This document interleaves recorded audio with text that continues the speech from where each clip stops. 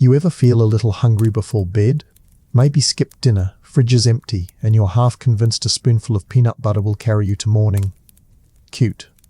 Now imagine that same hunger but stretched across weeks, with no peanut butter, no fridge, and your only option is a half-frozen strip of bark you peeled off a pine tree while sobbing in the woods. Welcome to medieval Scandinavia, where famine wasn't an emergency, it was a lifestyle. This wasn't some temporary food shortage. No, this was the sky closing shop, the land shrugging in defeat, and the universe seemingly agreeing that humans had had enough good years. Tonight, on The Drowsy Historian, we take you into the cold, damp belly of hunger in the north, where even the gods stayed silent and even the rich occasionally had to water down their beer. And that, dear viewer, is when you really know it's the end. So fluff your pillow. We're tucking you in with Starvation, Superstitions and Snowstorms, and the kind of history your school politely skipped over. Chapter 1. When the sky betrayed the earth. The weather doesn't usually make it into the history books unless it causes a war, ends one, or makes royalty cry. But for medieval Scandinavians, especially around the 14th century, weather wasn't just the background noise of life, it was the executioner. Let's set the scene. It's the early 1300s. You're living in a modest wooden shack near what's now western Sweden. The roof is straw and smoke-stained. The animals sleep 2 feet from your bed, if you're lucky enough to still own animals, and the growing season is shorter than a polite conversation at a Norse wedding. But that year, the rain started early. Then it kept going, and surprise, it didn't stop. For reasons that scientists now attribute to volcanic activity, solar minimums, and the chaotic brilliance of climate itself, what followed was the Little Ice Age. A long, shivering saga of wet summers, failed crops, and enough miserable grey skies to make you think God had simply closed the curtains. The soil turned acidic. Grain refused to ripen. Hay harvests came in pitiful. And without hay, well, there goes your cattle. No hay, no meat, no manure. No manure, no next season's crops. See how this dominoes into hell? Meet Astrid, a 30-something widow with 2 children and a memory of better winters. She doesn't get a storyline, just a place to stand in this horror. Her potato-sized turnip from last year is now soup for 4. She dug it out of her cellar, where it had grown a little fuzz and smelled vaguely of despair, but who's judging? And across the valley, Leif, a one-eyed former hunter turned reluctant farmer, is boiling moss in a cracked pot. The moss doesn't taste like much, but it does take up space in the stomach. And during a Scandinavian famine, that's all food needed to do, lie convincingly. Here's a darkly comical fact for you. Some villagers genuinely believed weather was controlled by local witches. In Bergen, a woman was executed after being blamed for causing hail. Yes, hail. Imagine being murdered for the weather. Meanwhile, actual climate science was still centuries away, so people did what humans do best when confused. They panicked, blamed women, and prayed louder. But prayer didn't fix the broken skies. And by the winter of 1315, it wasn't just hunger, it was collapse. That year marked the Great European Famine, and in Scandinavia it hit with a particularly soggy vengeance. Rivers overflowed, roads vanished, and food stalls rotted right in the barns. The few grains that did survive were often contaminated with ergot, a nasty fungus that causes hallucinations, convulsions, and, in large enough doses, death. Congratulations. Now you're starving and tripping. The irony? Scandinavians were used to hardship.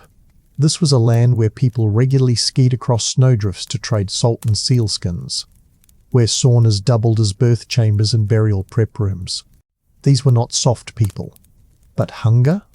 Hunger doesn't care how many fjords you've climbed. Let's talk numbers, shall we? Modern estimates suggest up to 10–5% of the population in some Scandinavian regions may have died during these cycles of famine. That's not counting those who lived, but with permanent damage, stunted growth, weakened immunity, and in some cases, lifelong cognitive issues due to early childhood malnutrition. In other words, a whole generation walked out of that century shorter, slower, and sadder. And still, the kings wrote poems and the priests preached fasting. Imagine being told to give up meat for Lent when you haven't even seen meat in months. The absurdity writes itself. So what did people eat, really? You'll laugh, you'll cry, you'll dry heave. Bark flour, yes, that's a thing. People dried pine bark, ground it, and mixed it with whatever grain scraps they had to bake. A black, dense, nearly inedible bread that also made your stomach feel like a stone quarry. Gristle broth, bones boiled for so long that the marrow gave up and the pot just tasted of sadness and calcium. Roots, mushrooms, moss, and occasionally each other. But let's save cannibalism for another chapter, shall we? And then there was theft. Hunger erases morals. A hungry peasant didn't care whose barn it was. If it smelled edible, it was fair game. That said, get caught? You weren't sent to jail. No, you were beaten publicly, branded, or even executed. Because, of course, a society teetering on the edge of collapse had just enough energy to punish the desperate. Let's pause on that, actually. Criticism check. How absolutely medieval is it to blame individuals for starving under a broken sky? There was no central grain reserve, no weather mitigation, no concept of food security. Just superstition, lords hoarding barley, and peasants punished for trying to live. It was a masterclass in systemic failure. The ruling elite may have had roast beef with mustard on Sundays, but they still taxed their dying tenants with a straight face. Scandinavian nobility wasn't blind, just insulated. And while we're here, can we talk about the church? The same church that built massive stone cathedrals while communities dug mass graves. Yeah, that one. They didn't offer much beyond sermons, holy relics, and guilt. Occasionally monasteries gave bread, but even that became rationed once their own stores dwindled. Faith may move mountains, but it doesn't grow oats in a flooded field. So by the end of chapter 1, you've met our backdrop: a freezing land, bad climate, failed systems, and people with stomachs louder than their prayers. And trust me, it only gets darker from here. If hunger had a sound, it wouldn't be a growl. It would be the long, low whimper of a mother watching her child chew on frost-covered leather, hoping it softens into something edible. That's where we are now. The skies in medieval Scandinavia haven't just turned against the people. They've taken their dignity, one soggy season at a time. Let's talk livestock. Because when the crops failed, the animals weren't far behind.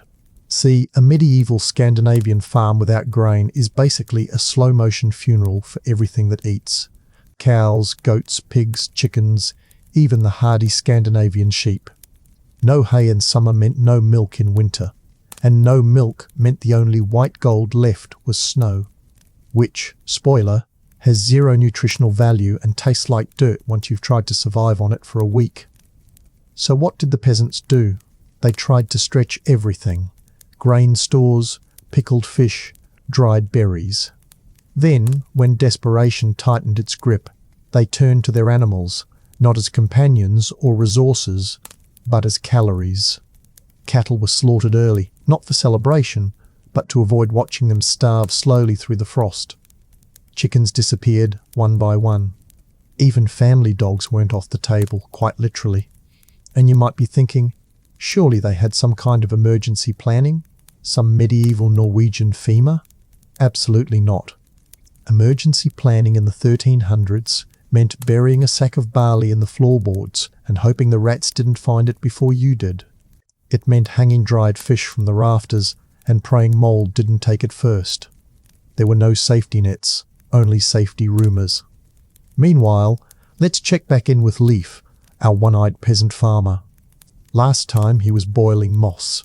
Now he's gone a bit rogue. He's scavenging for birch bark, stripping it with a dull blade, drying it by his hearth, which is basically just a smoky pit in the floor, then grinding it with a stone. The result? Bark flour. Technically food. Technically. And Astrid? She's rationing old root vegetables like they're sacred relics. Her children haven't had meat in months. She's sewing tighter drawstrings into their tunics to hide how thin they've gotten. When her neighbour's goat dies, there's a quiet knock at night, and by morning the carcass is gone. No questions. No judgment. Just silent survival. You'd think communal aid would help, right? Maybe neighbours, pooling resources, cooking together, supporting one another. In some cases, yes. Scandinavian villages weren't heartless. But starvation changes people. It makes them secretive, even suspicious. Someone missing a meal might start eyeing their neighbour's smokehouse with more than curiosity. Someone whose child hasn't stopped coughing might suddenly believe the blacksmith's wife has cursed their home. It wasn't just a famine of food, it was a famine of trust. And then there's the economic comedy show of famine. The cost of food went insane. Grain prices doubled, then tripled. A single loaf of bread could cost as much as a pair of boots. If you had silver, maybe you could eat. If you had nothing, well, welcome to chewing nettles and crying into your firewood. Now here's a cruel twist. The wealthy did stockpile food. Monasteries, noble families and merchants hoarded what they could. But did they give it away? Only if it made them look righteous. More often, they sold it. At prices the average peasant couldn't afford unless they sold their cloak, their tools, their last hen, or eventually themselves. Yes, people sold themselves into servitude just for bread. Families split apart so that one child might eat under a merchant's roof while the others wasted away. There's a recorded case from medieval Denmark where a man handed over his youngest daughter to settle a grain debt. That was the going rate. One child per sack of rye. And because we haven't been dark enough, there were famine brothels. Women and young girls who had no other option sold their bodies for scraps of food. No silver exchanged hands, just meat. And not even the good kind. Criticism time. Let's be honest, the systems in place were built to protect the rich and punish the desperate. The church could have redistributed wealth, but mostly redistributed guilt. The nobles could have shared their grain, but mostly shared empty proclamations. And the kings? Well, their solution was usually to raise taxes to fund the war effort or build a new castle. Nothing like dying of hunger while someone renovates their throne room. And here's where we add a sprinkle of sarcasm.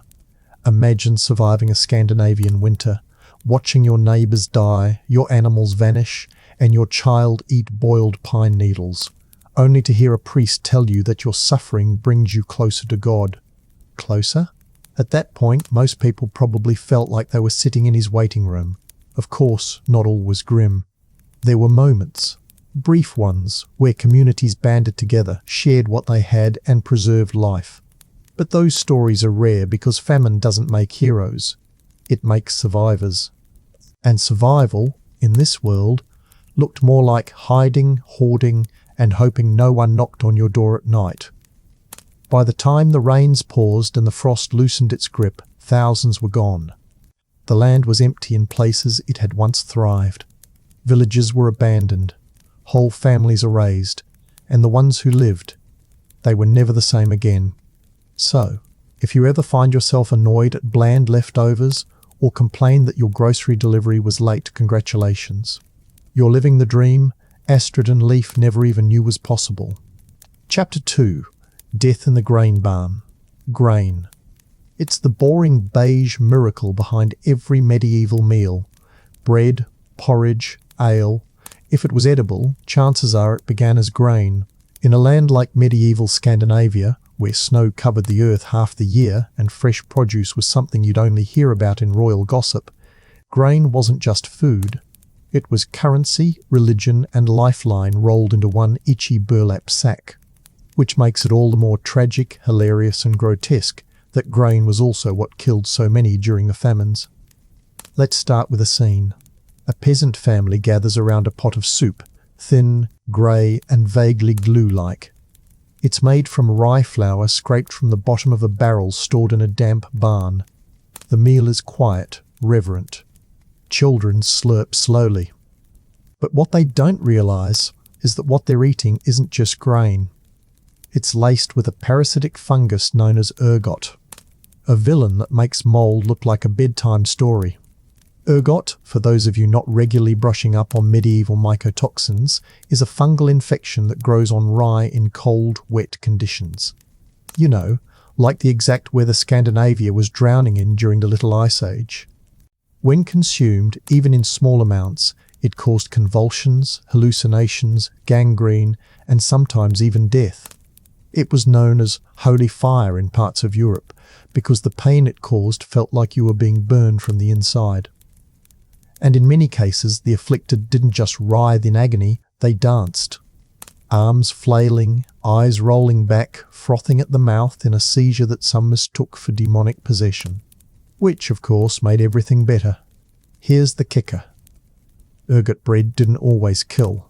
Sometimes it just made you really, really high.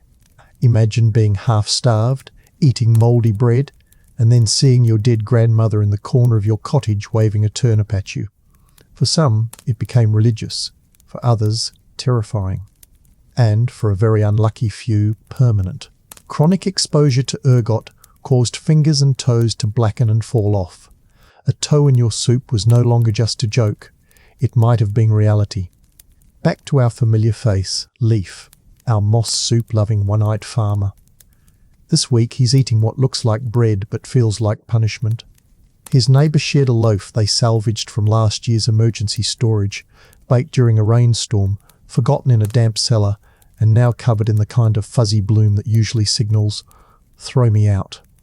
But famine has a way of changing the rules. If it doesn't move on its own and doesn't bite back its food, the symptoms hit Leaf at night. Burning skin, trembling limbs, and a sensation like fire ants crawling under his scalp. He begins mumbling incoherently, screaming at invisible beasts. His sister douses him with cold water, thinking it's possession. A travelling monk tells them to pray harder. No one thinks bad grain, because the medieval understanding of food safety was, let's say, non-existent. And this is where the real tragedy of ergot comes in. It didn't discriminate. Rich or poor, if you had rye and dampness, you had risk. Even monastic orders, those quiet monks scribbling Latin near fjords, fell victim. Records from 14th century Danish abbeys mention monks falling ill after eating tainted grain. One wrote of visions and punishments sent by God, when in fact it was just nature laughing in fungal form. Now you may wonder, couldn't they tell the grain was bad? Ah, dear modern reader, with your expiration dates and refrigerators, how precious. Grain was judged by weight, smell, and sheer desperation. If it looked mostly brown, didn't crawl, and didn't crumble to dust in your hand, it was probably fine. Mould? Just scrape it off. Funky smell? Add more onions. Purple splotches?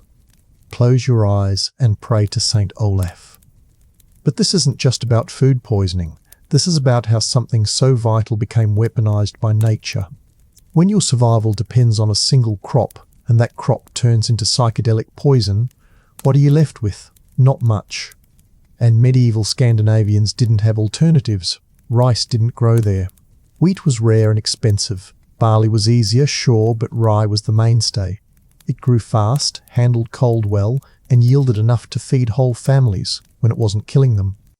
Let's not forget the economics. As famine deepened, the little grain that wasn't infected became absurdly expensive.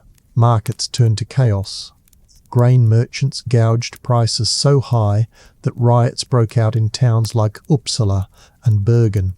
One Swedish chronicle mentions a man trading his iron tools, his livelihood, for a single sack of grain that turned out to be 40% mould and 60% disappointment. That's inflation the medieval way. And here comes the criticism. The nobility, of course, remained fairly insulated. Their granaries were larger, drier, and guarded like treasure. If a noble got sick from ergot, it was rare and treated like divine punishment, usually followed by a pilgrimage, more prayer, and a full meal in a warmer country.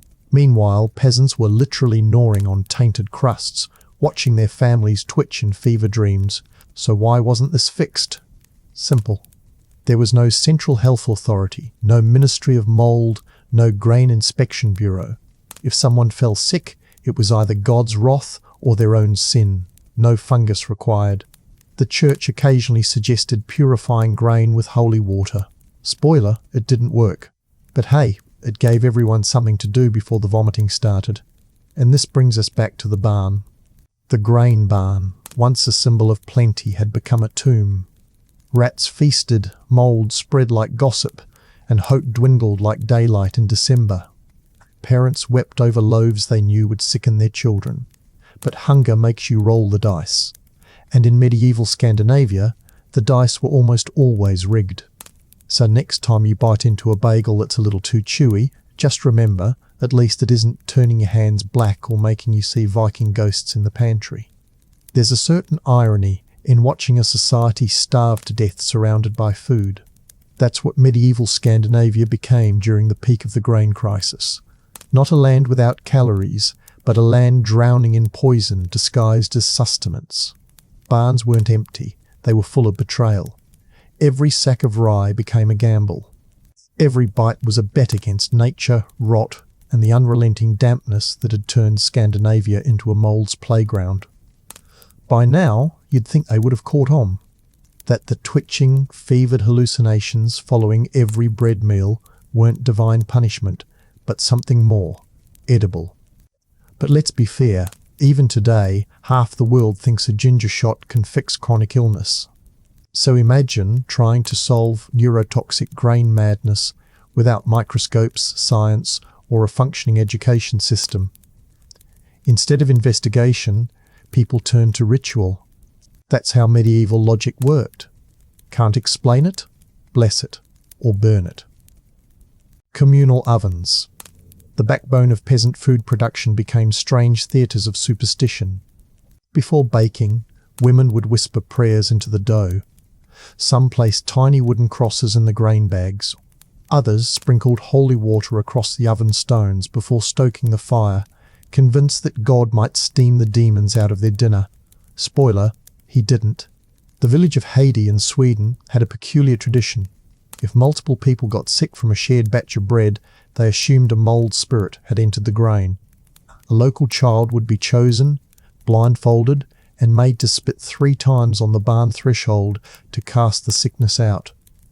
If no one died after that, it worked.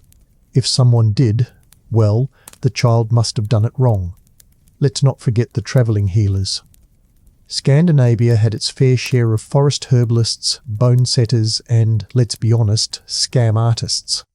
Some claimed to carry potions that could cleanse the belly of evil rot. Others offered mysterious seeds or foreign salts that blocked the mouth of the devil in rye.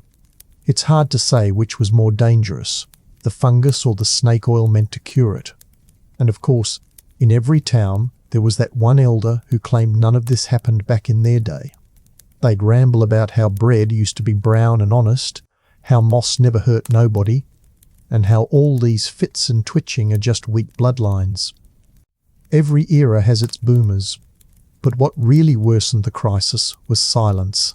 No one wanted to admit their bread was cursed. Admitting it meant shame. Admitting it meant you fed it to your family. Admitting it might mean your neighbour thinks you're possessed. Better to suffer quietly, praying the next meal doesn't end in screaming. There were regional attempts, weak, fumbling ones, to adapt. In parts of Norway, communities shifted toward oats and barley, which were less prone to ergot infection. But oats were harder to grow in rocky soil, and barley needed more warmth than the weather gods were willing to give. Others tried to stretch the grain by mixing it with crushed bark, dried root, or on particularly bleak days, sawdust. Yes, actual sawdust. You've heard of fibre-rich diets, but this was taking things a bit too literally. Let's check in on our accidental mascot, Astrid. Her youngest daughter is sick now, pale, dazed, complaining of sparks behind her eyes. Astrid's convinced it's the fever, but part of her knows it was the bread. The same bread she prayed over, baked in the shared oven and handed to her child with trembling hands. She sits beside the girl's cot that night, whispering old lullabies and hoping the twitching stops. It doesn't. Meanwhile, Leif, ever the reluctant survivor, has found a workaround. He's begun boiling his rye flour in vinegar and ash water before baking. It tastes like regret and fireplace, but it's slightly safer. He claims the mold hates ash. Is it true? Probably not. But it gives him something to do between coughing fits and grave digging. Criticism. Oh, let's go there. Where were the institutions? Nowhere. Where were the nobles? Drinking honey beer behind thick walls. Where was the church? Offering spiritual comfort and collecting grain tithes in the same breath. In fact, during some years of famine, the church continued demanding God's portion of crops, even if it meant peasants starved. Because apparently, the Lord needed his mouldy bread too. The absurdity doesn't stop.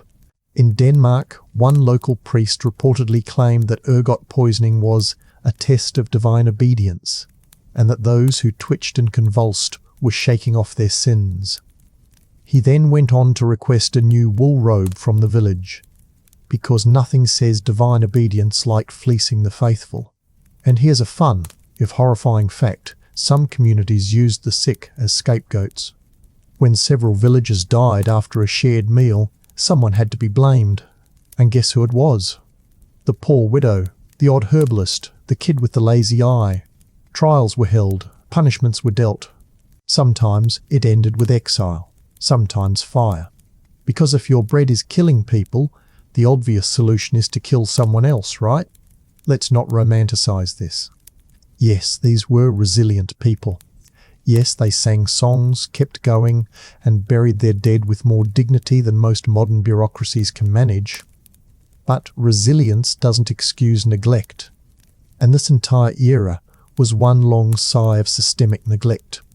Hunger wasn't just a weather problem. It was a failure of leadership, storage, knowledge, and empathy. By the end of this nightmare, the most terrifying thing wasn't the ergot. It was the normalization of its presence. People got used to seeing seizures. They got used to seeing limbs turn black. They got used to burying children with crumbs still clutched in their fists. It became routine, a background hum of death that society accepted like fog on a winter morning.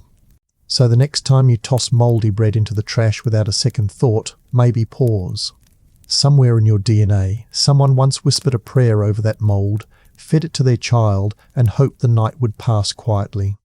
Chapter 3. The cow is gone. The goat is next. There's a moment in every famine where the silence in the barn becomes louder than the hunger in the house. You step inside, past the sagging rafters and brittle hay, and lock eyes with the cow. She stares back, half-starved, shivering, ribs showing, eyes dull like old glass. You raised her from a calf. She's the last real warmth in your world. And now she's food. That's the line medieval Scandinavians crossed again and again. Animals weren't just economic units, they were family. They had names. They had histories. The ox that pulled your father's sled, the goat that gave your baby her first milk, the hen that always wandered too far but came back like clockwork. These were companions, providers, sometimes the only other living things in the household who didn't speak but understood. And one by one, they were slaughtered. We like to think of famine as human suffering, and it is. But what's often lost is the secondary heartbreak, watching the things that made survival possible get taken down by the very collapse you're trying to survive. It's not just food vanishing, it's infrastructure, it's identity. Let's walk into Astrid's barn, what's left of it anyway. It leans like a drunk against the wind. Inside, her last cow lies down too often. That's always a bad sign. She's not old, just defeated. The children have stopped naming the animals now. It hurts less that way. The cow hasn't given milk in weeks, and Astrid knows it's time. But she can't do it. Not yet. She remembers when the cow licked her newborn daughter's face that spring. She remembers the soft moan it made when her husband died and the yard went silent. Now, its breath is shallow. It won't live much longer anyway. Maybe that makes it easier. Maybe not. Down the path, Leif has already made the choice. His goat is gone traded for a bag of smoked fish that turned out to be half bones and salt. He regrets it, not just because the fish gave him a week of intestinal regret, but because the goat had spirit. It would nudge him during chores, steal hay when it thought he wasn't looking, and bleated with comic timing during arguments. Now the shed is empty, and the silence feels like betrayal. Across Scandinavia, the same story played out with nauseating frequency. Cows were slaughtered first, their bulk offering the most meat. Families gathered in freezing twilight to butcher animals they'd fed for years. The meat was salted, smoked, buried in snowbanks, or simply boiled and eaten as fast as humanly possible. There were no feasts, just the quiet, practical desperation of bodies trying not to collapse. Then came the goats. Less meat, more guilt. Goats had character. They played. They stared at you like they knew something. Killing a goat felt personal. Then chickens. Then dogs. Yes, dogs. Don't flinch. When your child hasn't eaten in days, and your hound is the only creature with fat on its bones, decisions happen fast. And cats? Let's just say cats were clever enough to disappear before they made the menu. Here's the sad economic truth. Livestock were wealth.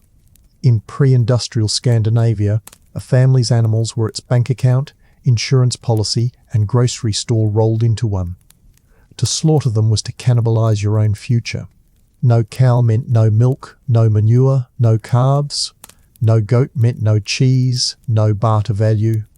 No chickens meant no eggs, no feathers for bedding, no meat come spring.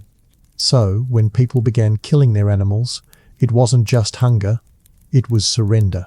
A conscious choice to survive today at the expense of every tomorrow. And of course, not everyone got to make that choice. Some animals didn't survive the famine either. Hay shortages meant starvation wasn't just a human problem. By the second year of the famine, skeletal cows wandered roadsides, eating bark. Goats collapsed beside wells. Chickens stopped laying. It became common to see animals abandoned, too weak to move, too costly to feed. One traveller from Norway noted entire villages that smelled not of cooking, but of decay, not because of mass graves, but because of animal carcasses rotting outside. Want some more salt in the wound? While peasants wept over dead cows, the nobility held animal hunts for sport. They gathered in fur-lined cloaks, rode horses through private forests, and speared boar for pleasure. It wasn't just a show of wealth, it was a performance of invincibility. Look, they seemed to say, at how well we're eating while the rest of you boil your boots. Criticism time? Let's go.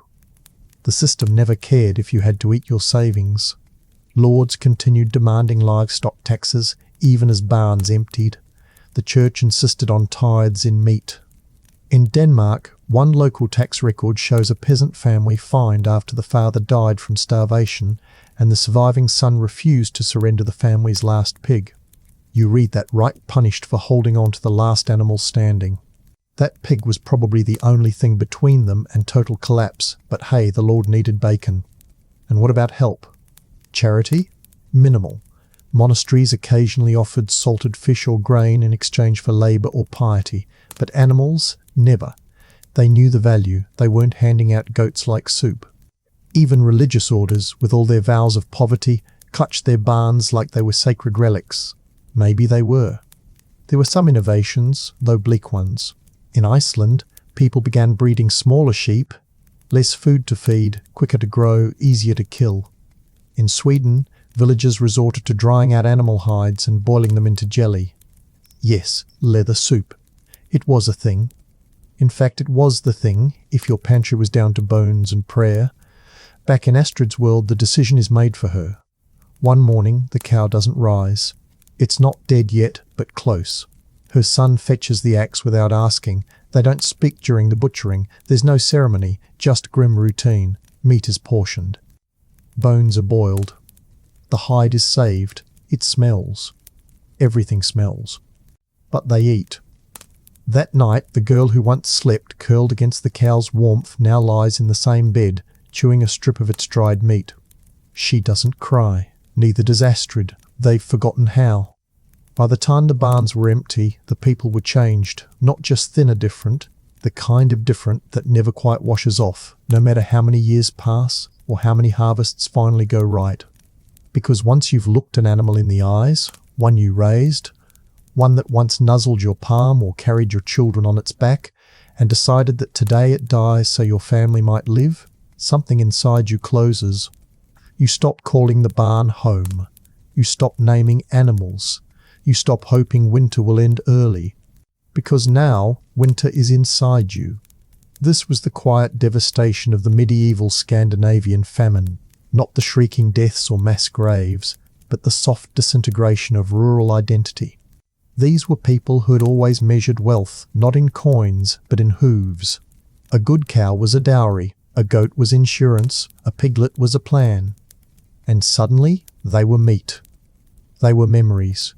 They were ghosts you had to salt, dry, and chew. And it wasn't just emotional. The entire rural economy fell apart when the animals did. Manure. The black gold of pre-modern farming disappeared. Without animals to fertilize fields, crops the next year came up thin and stunted. Ploughs that once ran behind oxen now sat rusting. Wooden yokes were hung on walls like relics, not tools. And worst of all, the dairy trade, so essential in cold climates, collapsed. Milk was no longer something you poured over porridge. It was something you remembered. In many villages, this loss spiraled into a kind of low-level madness. With no milk to sell, no meat to barter, no animals to breed, people became more isolated. Trade routes thinned. Social visits dried up. You didn't want your neighbours to know your barn was empty. What if they came for your last chicken? What if they thought you were weak? Trust eroded. Fences went up. Barn doors were bolted shut. And into that vacuum stepped a familiar villain, superstition. If you'd asked the average Scandinavian villager in the 14th century why all the animals were dying, you might have gotten three answers. The wrath of God. The sins of the community. The neighbour's daughter who had always been a little odd. Witchcraft accusations exploded during famines, not because people were cruel, but because people were hungry. When your goat falls sick after a strange woman walks by, that's not bad luck, that's a curse. When your cows miscarry, that's not nature, it's someone's hex. In a time when survival depended on forces you couldn't control, blaming someone, anyone felt like taking back power. In parts of Norway, charms were written in animal blood and hung over doorways. In Sweden, women burned bundles of hair in their hearths to keep evil from their livestock. One bizarre but widely believed cure involved nailing a piece of your cow's hide to a church door to bind the spirit back to the herd. Whether it worked? Debatable. Whether it gave people a reason to keep going? Absolutely. Meanwhile, the clergy had their own interpretations. They preached from pulpits that the loss of animals was punishment for human arrogance, that people had loved their beasts more than God, that barns had become temples of pride. Imagine hearing that the day after burying the only cow your family had left. Imagine being told your daughter's illness was God's way of reminding you to fast with humility. Imagine holding a dead chicken and wondering how, exactly, this honours the divine. Let's not tiptoe around the reality. This was spiritual gaslighting on an institutional scale. And yet, people clung to faith. Because what else was there? No science, no safety net. Just a sky that wouldn't cooperate, and a church that blamed you for it. Now here's a statistic to chew on. In some parts of medieval Scandinavia, livestock holdings dropped by over 50% during long famine years. That's not a bad season, that's an apocalypse wearing a wool coat. And the recovery wasn't fast. Even after the rain stopped, even after the sun dared return, animals don't just pop out of the ground like carrots. They must be bred, raised, protected. One dead cow meant years of future absence. And for women, the loss was doubly cruel. In rural society, women were the keepers of animals. They milked the cows, churned the butter, collected the eggs, cared for the sick lambs. Their work, often invisible in good times, became impossible in famine. And yet they were still expected to perform it. Imagine being asked to provide milk when there is no cow, to feed a family when there is no hen, to spin wool when the sheep are bones in a pit. And of course the nobility wrote poems.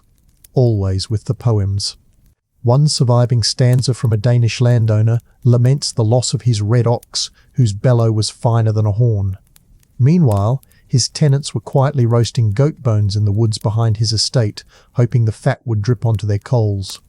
The disconnect was operatic.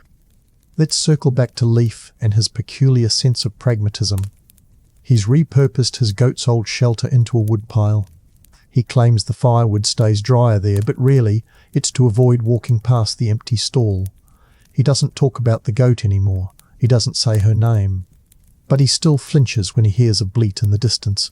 Astrid, too, has adapted. She started bartering soap she makes from cow tallow. It smells rancid, but it cleans. That's what survival looks like now, turning grief into trade. Her children no longer ask where the animals went. They've stopped drawing them in the dirt. They've started playing with stones instead. And here's where the historical tragedy becomes modern insult. Centuries later, when scholars analysed famine records, many dismissed these years as minor disruptions to agricultural output. The numbers didn't scream. The footnotes were short. But the silence of the barns? That was the real obituary. Not in ledgers, but in lives interrupted, futures stolen, and a culture changed forever. So no, the goat wasn't just a goat. The cow wasn't just meat. They were roots. And famine didn't just cut the crops, it ripped up everything. Chapter 4. Chewing on bark and bones. At some point during a famine, the question is no longer, what can I eat? But what won't kill me immediately? It's a different calculation. Not about taste, not about texture, not even about nutrition. Just the raw animal logic of keeping the body moving another day. That's when bark starts to look appetizing.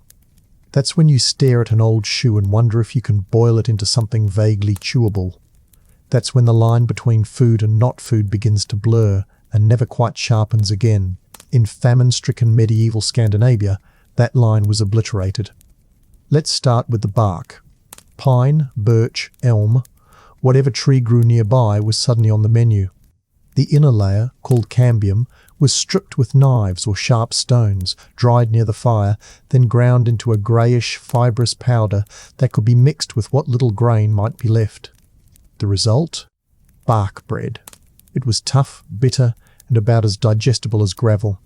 But it filled the stomach. And during famine, that was all that mattered. This wasn't about eating to live. This was about not dying on an empty gut. And bark was just the beginning. In the forests of Norway, entire families foraged for reindeer moss, a lichen that looks like curly pale coral. It's beautiful to look at, mostly useless to eat. They boiled it, mashed it, tried to season it with whatever herbs they could find. But reindeer moss contains acids that irritate the stomach, and consuming too much led to vomiting. So it became a vicious cycle: eat, purge, repeat. But still, people kept eating it. Because what else was there? We tend to romanticize the Scandinavian wilderness, majestic fjords, towering pines, pristine snow. But during famine, it was less postcard and more scavenger hunt from hell. People dug up roots they didn't recognize, chewed on twigs, even experimented with grass paste, boiled grass mashed with water into a sludge that stuck to the teeth like guilt. Some tried to cook acorns, not realizing they needed to be leached of tannins first. They ended up with stomach cramps so severe they thought they were cursed. One Swedish chronicle even mentions villagers eating clay, which did exactly what you'd expect, blocked their bowels and killed them slower than starvation would have. And then there were the bones. Every bone in every barn, kitchen and garbage heap was resurrected. Ox bones, pig bones, deer bones. Anything with a hint of marrow left was boiled to exhaustion. Some families had a single large bone passed around for weeks, boiled again and again until the water turned vaguely white. This wasn't soup. This was hope tea. A few drops of fat floating on top, celebrated like they were pearls. Children were taught to lick the grease off wooden spoons, not for nutrition, but for memory. And leather. Let's talk about leather. Belts, boots, harnesses, saddle straps. All fair game. Anything tanned was soaked, boiled, and chewed into submission. In some cases, it worked. Boiling softened the material, and released trace fats. In others, the chemicals used in tanning poisoned people. One Danish account records a village that boiled their priest's old riding saddle and fell sick for a week. They blamed demons. Realistically, it was just cowhide soaked in urine and lye. Bon appetit. Now here's a wonderfully grim fact. In especially harsh winters, livestock feed was stolen and eaten by people. That's right, hay, oats, even the fermented slop meant for pigs. Imagine eating pig mash because it was the only thing not frozen solid. And when even that ran out, the walls of old granaries were scraped, searching for grains lodged in the corners or dropped through floorboards. Entire nights were spent sifting through filth for crumbs. It wasn't desperation anymore. It was the new normal. Leaf, our one-eyed farmer, has reached that stage. He's chewing boiled leather straps from an old grain sack. He cuts them into strips, simmers them with bark flour and a sprinkle of salt he bartered for with the last of his dried herbs. It smells like a wet boot and tastes worse. But he eats slowly, purposefully. His face is expressionless. He's not trying to enjoy it. He's trying to win against the day. Astrid's household, meanwhile, has started boiling feathers. The children pick over old mattresses, pluck loose fluff, and toss it into the pot. It doesn't yield much, but the fat clinging to the base of the feather quills adds something to the broth, a faint slickness, a whisper of life. Her daughter coughs constantly now, but the doctor left town months ago, or died. No one really knows. The cough sounds wet. Astrid listens for it at night like a death clock. Criticism time. Absolutely. Because while peasants were boiling belts, grain merchants in cities were hoarding stores, waiting for prices to peak. They sold weevil-infested rye for triple the usual rate. One noble family in Stockholm was discovered stockpiling dried meat in underground cellars, while their serfs gnawed on shoe soles above. And the church? Don't worry, they were fasting. Voluntarily, for Lent. Because it's deeply moving to watch someone give up butter while you eat moss stew. What's worse is that in the few places where aid did arrive, it was often too little or too late. A ship carrying Baltic grain might dock weeks after half the village had already died. A noble might release food out of charity, but only to those who pledged loyalty or work.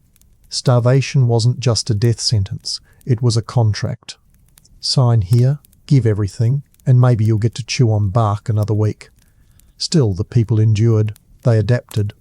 They became creatures of innovation, grinding bones into meal, soaking old cloth for soup, and building entire meals out of regret. And somehow, impossibly, they didn't all die. Not because the food got better, but because the human body, even starved, is astonishingly stubborn. So next time you see a cooking show complain about soggy bread or under-seasoned risotto, remember this. There was a time when people seasoned their bark bread with smoke and their broth with sorrow. And it got them through. Barely. By the time people began chewing bark and boiling leather, food had stopped being nourishment. It had become ritual. Grief disguised as routine.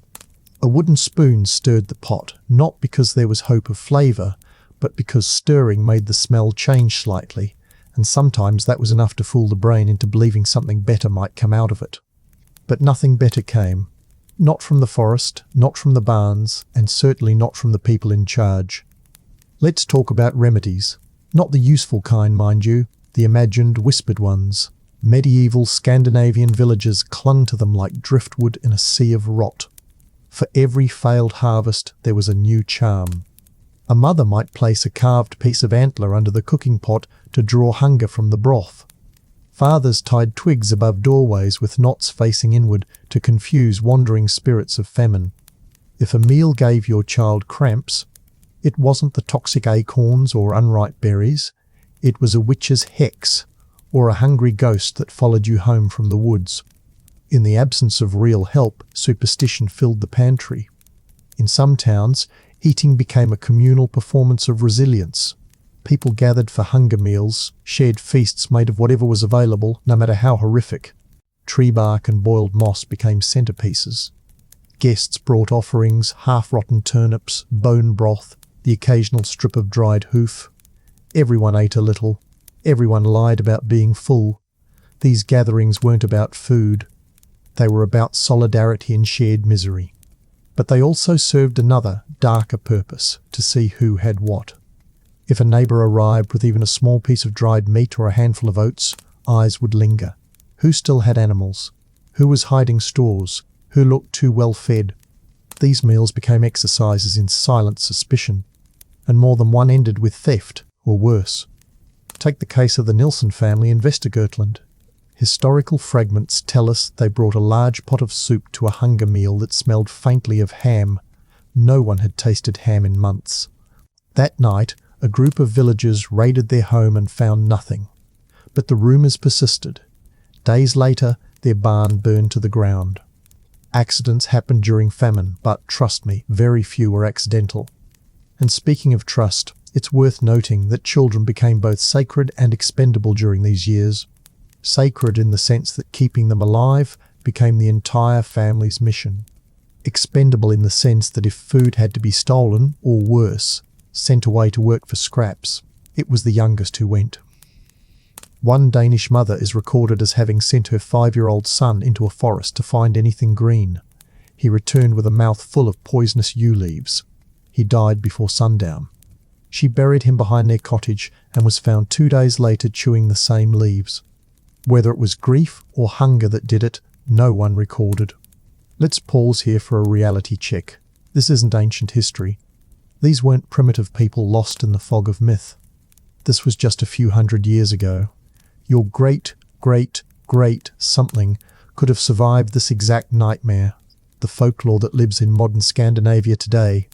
Stories of trolls stealing food, of forests that whisper, of bread that must be blessed. These aren't fairy tales. They're trauma, encoded. In many households, eating rituals became sacred. Bread was never placed upside down. The first bite of every meal was crossed in the air. Food was never thrown away, not even mouldy crumbs. Leftovers were given to animals. If any remained, not out of charity, but out of fear. Some believed famine had eyes, that disrespecting food would invite its return. Imagine that. A cultural memory so strong that 600 years later, people still finish their plates because once upon a time, not finishing meant someone died. Leif, ever the grizzled survivor, has taken to collecting cinders from his hearth and mixing them into his bark porridge. He says it keeps the belly tight and the demons confused. No one argues with him. He hasn't spoken of his brother in weeks. Some suspect he buried him quietly after an illness. Others think the man wandered into the woods one night and simply didn't return. Either way, Leif still sets an extra bowl down at supper, empty but respectful. Astrid, meanwhile, has become something of a village specialist in famine broth. She's learned how to boil pine cones until they soften, how to pick lichens that won't cause blistering, how to chew dried nettles until they pulp into something close to food. She's shared her methods, but they only work if the ingredients can still be found. And fewer people are foraging now. Many are too weak. Some have simply stopped trying. The psychological shift here is brutal. Hunger changes the brain. People forget what food should taste like. They lose the ability to feel full. They dream of bread, wake up salivating, and spend hours crying over the emptiness of their dreams. One Swedish scribe recorded his daughter whispering, "The loaf is warm," in her sleep for 3 weeks before she passed. She never got to eat that loaf. No one did. It only existed in her mind. And still, the systems in place remained silent. No regional grain redistribution, no coordinated foraging, no rethinking of how food was stored or shared. The nobility were too insulated. The church was too spiritual. The people were too tired, so they chewed bark, boiled bones, scraped moss, whispered prayers, and endured. Let's wrap this with a dose of criticism, shall we? Because what you're reading isn't just the failure of nature, it's the failure of structure, of policy, of power that didn't bend to protect the powerless, of a world where the rich defined famine by shortages and the poor defined it by losing teeth from chewing pine. So no chewing on bark and bones wasn't a quirk of the past. It was a verdict. passed not by weather, but by every hand that could have helped and didn't. Chapter 5. Famine Feasts and the Horror of Cannibalism.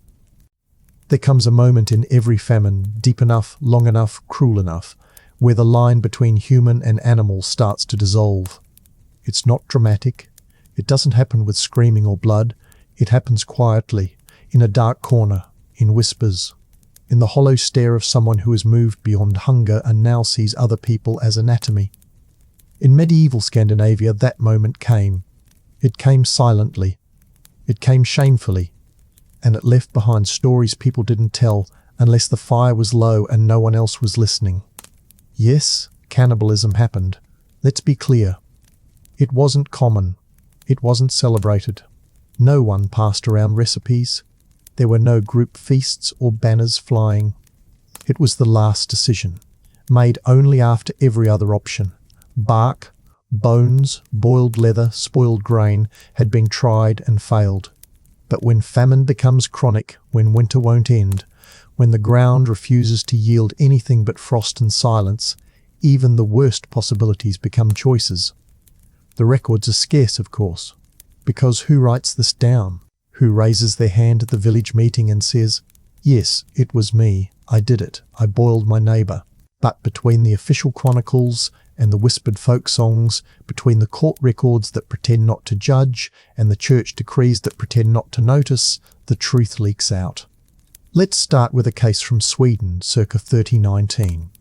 The winter was harsh, the harvest failed, and 3 children from a remote hamlet vanished. The official explanation? Lost in the snow. But a year later, a travelling monk wrote in his diary that he was warned not to enter the house with the black shutters, for they had eaten what should not be eaten. He doesn't elaborate. He doesn't need to. Then there's the tale of Marta the midwife from northern Norway. Local folklore remembers her as both a healer and a monster. Some said she survived 3 consecutive famines alone in her cabin, never seeming to run out of meat. Others said they saw her burying bones behind her home that were too large to be from any goat. Was she a killer, or just a convenient villain? The story persists not because we know it's true, but because it could be. And that's the horror famine leaves behind, a possibility. But let's get something straight. Not all cannibalism during the Scandinavian famines was born of murder. Most wasn't. It came from another horror entirely survivable from the dead. Imagine this. Your neighbour dies of starvation. There's no burial crew. The ground is frozen. Wolves circle at night. You have 3 children. You haven't eaten in 4 days. You stare at the body.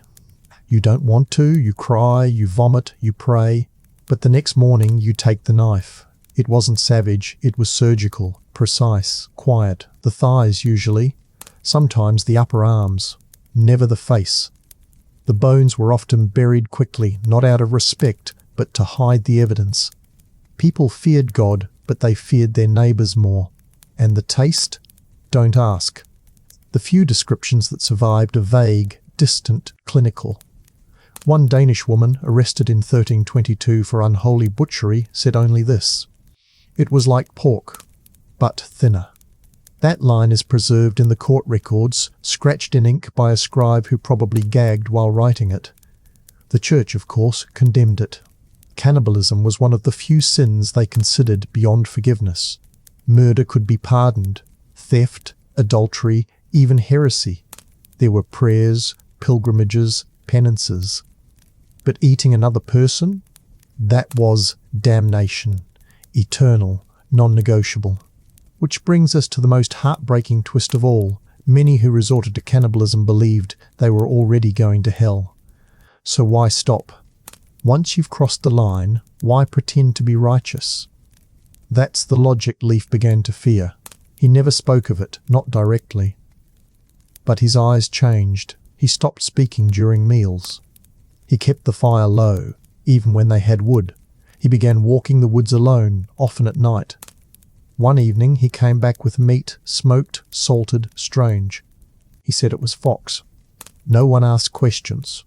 But no one else saw a fox that week, and no one else smelled meat like that again. Astrid, for her part, drew lines in the snow. When her neighbour died of starvation, she insisted on a burial. She and her children dug the pit themselves. Her hands bled from the frost. Her oldest daughter asked why they couldn't take just a little, and Astrid slapped her, then cried, then begged God to forgive her daughter's hunger. And here's where things grow even more disturbing. In some regions, children were trafficked. Quietly, shamefully. Sold to wealthier families under the guise of labour or protection. In truth, everyone knew what might happen. Some were worked to death, some disappeared entirely. It wasn't always cannibalism. But in a time when even dogs had disappeared from the streets, assumptions were easy to make. There are accounts from Iceland too, where travellers avoided certain isolated homesteads.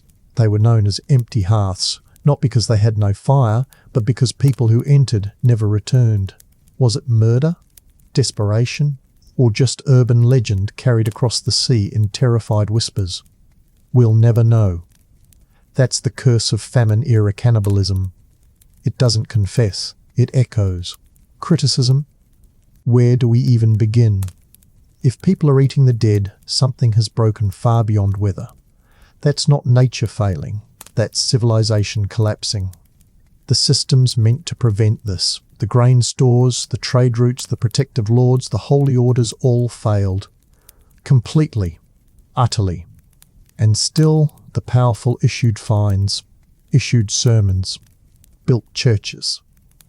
They gave speeches while peasants boiled their own shame for supper. And maybe the most enraging part? Once the famine passed, those who'd survived were never truly welcomed back. Whispers clung to them. Did they eat? Did they steal? Did they trade their soul for soup? No matter what they did to survive, their neighbours remembered, even if they'd done nothing wrong, even if they'd simply buried the dead and gone hungry. In the end, cannibalism during the Scandinavian famines was not just about hunger. It was about silence, about secrets, about what people will do when every structure above them chooses to let them starve. So no, this chapter doesn't end with redemption. Just hunger, shame, and a terrifying memory that was passed down. Not in books, but in bedtime warnings, ghost stories, and uncomfortable silences at the dinner table. Cannibalism, when it does happen, never ends when the meal is over. The hunger might pause, but what remains is something deeper than malnutrition. A rot of the spirit. A silence that speaks louder than any scream.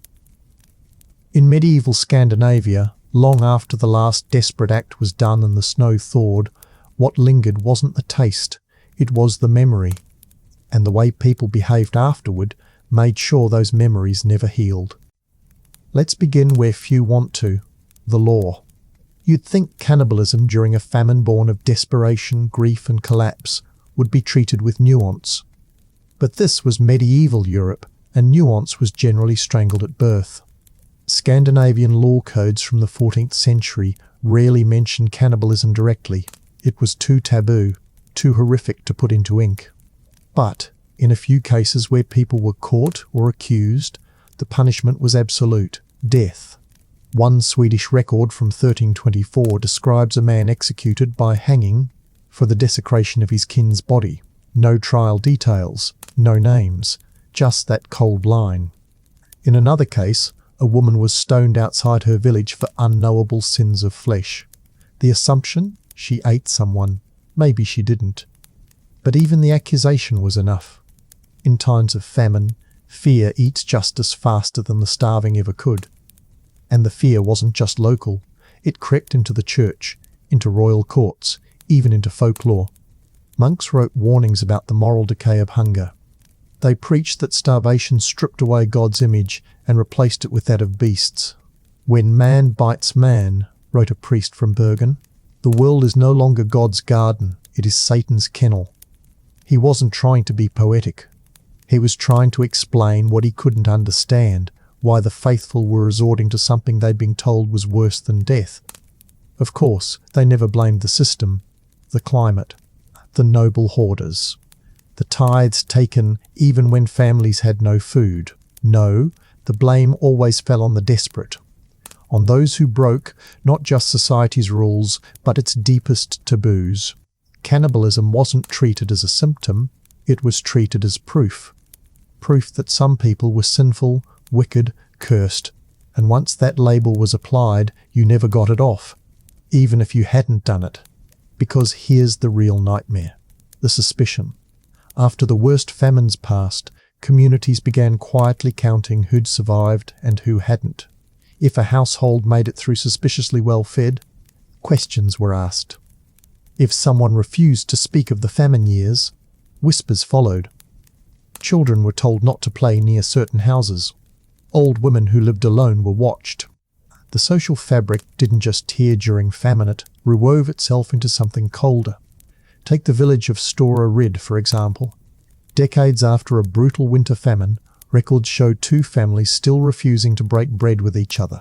No official feud, no land dispute, just silence, passed from father to son. The locals said it was because of the feast that was never spoken of. No one elaborated. They didn't need to. The very silence was the story. Even meal times changed. In some households, prayers before meals were modified. Not just gratitude, but apologies.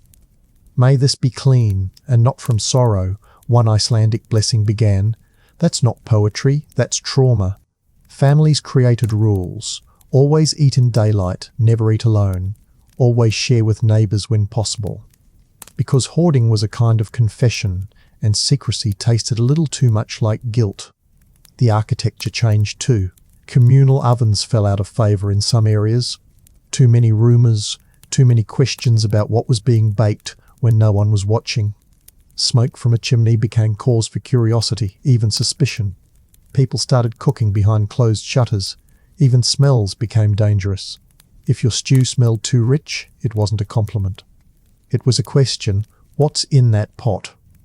In this climate, it's no wonder that ghost stories flourished. The undead weren't just metaphors, they were warnings. In Norse folklore, a drauga was a restless dead, often tied to improper burial or a violation of the social order. During the famine years, the concept twisted. A new kind of drauga appeared in local tales, one who had been eaten and came back, not to haunt, but to accuse. These weren't spirits you feared in the woods. These were ghosts who knew your name and whispered it from under your bed. Astrid, now a survivor many winters over, still leaves offerings on her doorstep during the first snow. Not to the gods, not even to the saints, but to those who didn't survive. A crust of bread, a sliver of dried fish, her way of saying, "I remember you, I didn't do what others did. And if I did, I'm sorry." And Leif? Well, Leif doesn't speak anymore. Not much. He tends his fire. He keeps to himself. The children don't play near his hut. Once, a boy claimed he saw bones buried behind the woodshed. The adults hushed him, not because they didn't believe, but because they might. It's important to understand most people did not cross the line. Most clung to decency longer than they clung to life. But enough did that it changed how everyone saw each other. And perhaps more tragically, how they saw themselves. Because even if you didn't eat anyone, did you steal? Did you lie? Did you let someone else die so you could live? In famine, morality becomes rationed, and even after the food returns, the guilt stays hungry. So here we are, years later, bellies full again, fields reborn. But something is different, not in the land, but in the people. The trust is thinner, the jokes don't land. And when someone mentions the winter of the black bread, the room goes quiet. Because in famine, the body isn't the only thing that starves. The soul does too. And no meal, not even years of them, can ever feed it fully again. Chapter 6. Nobles dine, peasants die. Let's not pretend famine was an equal opportunity disaster. It wasn't, not even close. While peasants chewed on bark, boiled belts, and buried their last goats with whispered apologies, the nobility of medieval Scandinavia was still wiping grease from their chins with linen napkins and arguing over wine. The only starvation most nobles experienced was when the venison came slightly overcooked or the imported honey hadn't arrived from the Baltic coast on time. The tragedy of the Scandinavian famines wasn't just what was lost. It was what was hoarded, protected, flaunted behind thick stone walls while the world outside crumbled into frost and desperation. Let's set the table, literally.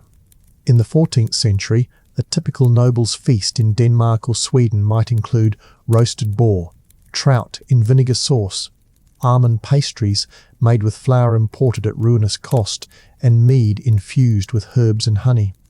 Candles flickered across long wooden tables as dogs licked fat from the rush-covered floors. Laughter echoed off the walls while outside, just yards away, families starved in silence. And here's the insult to injury. They did it on the peasants' backs. During the worst years of famine, many landlords increased tithes. Yes, increased. Because if your harvest failed, surely God was punishing you, and you owed more prayer, more penance, and yes, more rent. Imagine being told you owe more because you have nothing. Medieval logic at its finest. The system was rigged with architectural precision. Nobles didn't just own land, they owned grain rights. If you wanted to mill your flour, you had to pay a fee to use the Lord's mill. If you wanted to hunt a deer or fish a river, also a fee. And during famine, these rules didn't soften. If anything, they hardened. Penalties grew sharper, enforcers more ruthless. One missed payment, and your already dead ox could be claimed as collateral, or your child sent into servitude. Let's talk about feasts during famine, because yes, they still happened. The church celebrated saints' days with full spreads. Nobles hosted weddings, baptisms, and tournaments. And while guests clinked goblets, musicians played lutes, and roast swans were served with golden crusts, peasants watched from the trees, gaunt and shivering, hoping scraps might be thrown out with the bones. The gap wasn't just physical, it was philosophical. To the elite, famine was a curiosity, a moral failing, something that happened to other people. In letters between minor nobles in Norway, famine is mentioned the same way one might mention bad weather. The peasantry seem agitated this month, likely the harvest, one baron writes. Another replies, they grow thin in the shoulders, but the fish from Lofoten has been excellent. The detachment is so profound, you'd think they were writing from the moon. And yet, nobles still demanded their due. They sent tax collectors into dying villages. They arrived on horseback, leather purses open, spears gleaming in the morning mist. And if the people couldn't pay in grain or livestock, then came the forced labour, the land seizures, the marriage bargains made in desperation, daughters sold to noble houses for bread, sons taken as squires, never to be seen again, families broken not by hunger, but by debt enforced during hunger. But here's where the hypocrisy reaches a crescendo, when the noble estates began feeling pressure, not from lack of food, but from lack of productivity. They blamed the peasants. They wrote complaints to royal courts. The villagers are lazy, they said. They are dishonest. They exaggerate their suffering. Never mind that those same villagers were walking 20 miles in snow to dig roots out of frozen ground or boiling shoe leather into dinner. No, the nobles needed someone to blame, and it was certainly not going to be themselves. Even the monasteries, supposed bastions of compassion, were guilty. Some monks did feed the poor, yes, but others built granaries and filled them with grain locked behind iron doors. They said it was for winter, for the future, for the church. Meanwhile, the children outside cried themselves to sleep with empty stomachs and prayers they barely remembered how to say. Let's not forget the propaganda. Nobles commissioned poems and paintings celebrating their generosity. The Lord who fed the poor was a popular motif. Never mind the fact that such charity usually came after the poor had sold their lands, their animals, and sometimes themselves. A few scraps tossed to a starving crowd wasn't mercy. It was branding. Astrid remembers those days clearly. She stood outside the manor house with her daughter, watching the noble family feast in the garden on the feast day of St. Olaf. She hadn't eaten in 2 days. Her child was coughing blood. She asked for bread. The steward laughed and offered her a crust meant for the dogs. She took it. Of course she did. And the shame burned hotter than hunger ever had. Leif, for his part, worked the Lord's fields even during famine. His own land lay fallow, dead. But the Lord had him sow barley for export, claiming the village owed its share to the crown.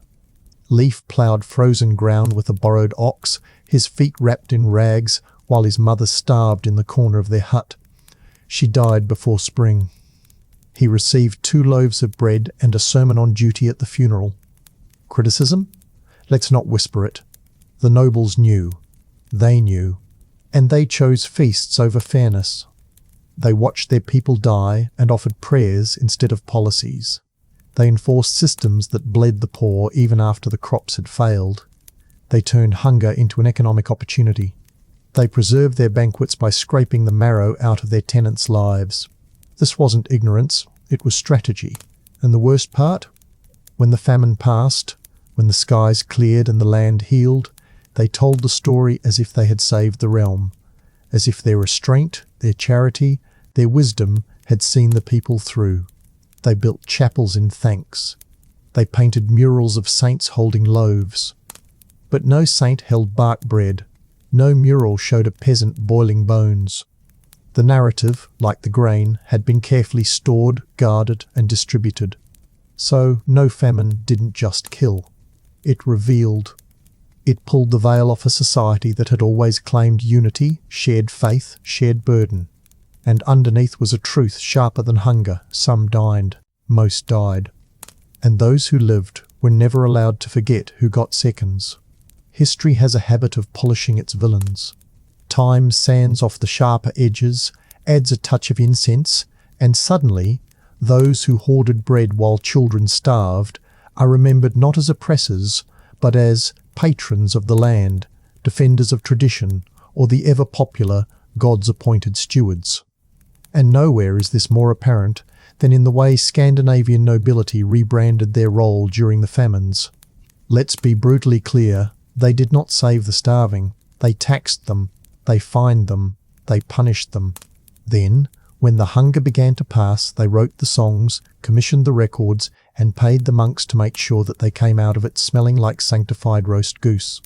Take the annals of Istergurtland, written decades after the worst famine waves. It praises the local count for offering shelter and barley to the people in their hour of need. But missing from the record is the fact that the same count had previously evicted dozens of tenant families for failing to meet grain quotas. Those barley donations weren't gifts. They were sales, doled out in exchange for labour contracts so brutal they may as well have been indentured servitude. And yet, the history books written by the court scribes tell a different tale. They speak of noble restraint, of lords tightening their own belts in solidarity with the lower orders. Please. The only belts that tightened were leather ones boiled in peasant kitchens after being stolen from the manor stables. Religion, of course, became a convenient shield. The church taught that hierarchy was divine, that the nobleman feasting behind stone walls wasn't doing anything wrong, he was merely fulfilling his God-given role. The peasant's hunger? A test, a purification, a suffering that mirrored Christ's own. To feed the poor too generously, some bishops warned, was to rob them of spiritual opportunity. Yes, you heard that right. Feeding the hungry was dangerous to their souls. In Denmark, one particularly infamous bishop name redacted here out of sheer contempt argued that the famine was a winnowing of wheat and chaff, a divine process separating the righteous from the weak. This was preached while the cathedral kitchens overflowed with salted cod, imported wine, and meat pies so rich they'd make a Viking weep. Meanwhile, actual theologians, those not on noble payrolls, were writing grim, quiet counter-histories in monastery corners. They wrote about the cruelty they saw, the false piety, the violent extraction of resources from a dying people. Most of those writings were destroyed or buried, but a few lines survived. One in particular stands out, scrawled in the margins of a ledger. He who fattens himself beside an empty bowl is no steward, he is a butcher.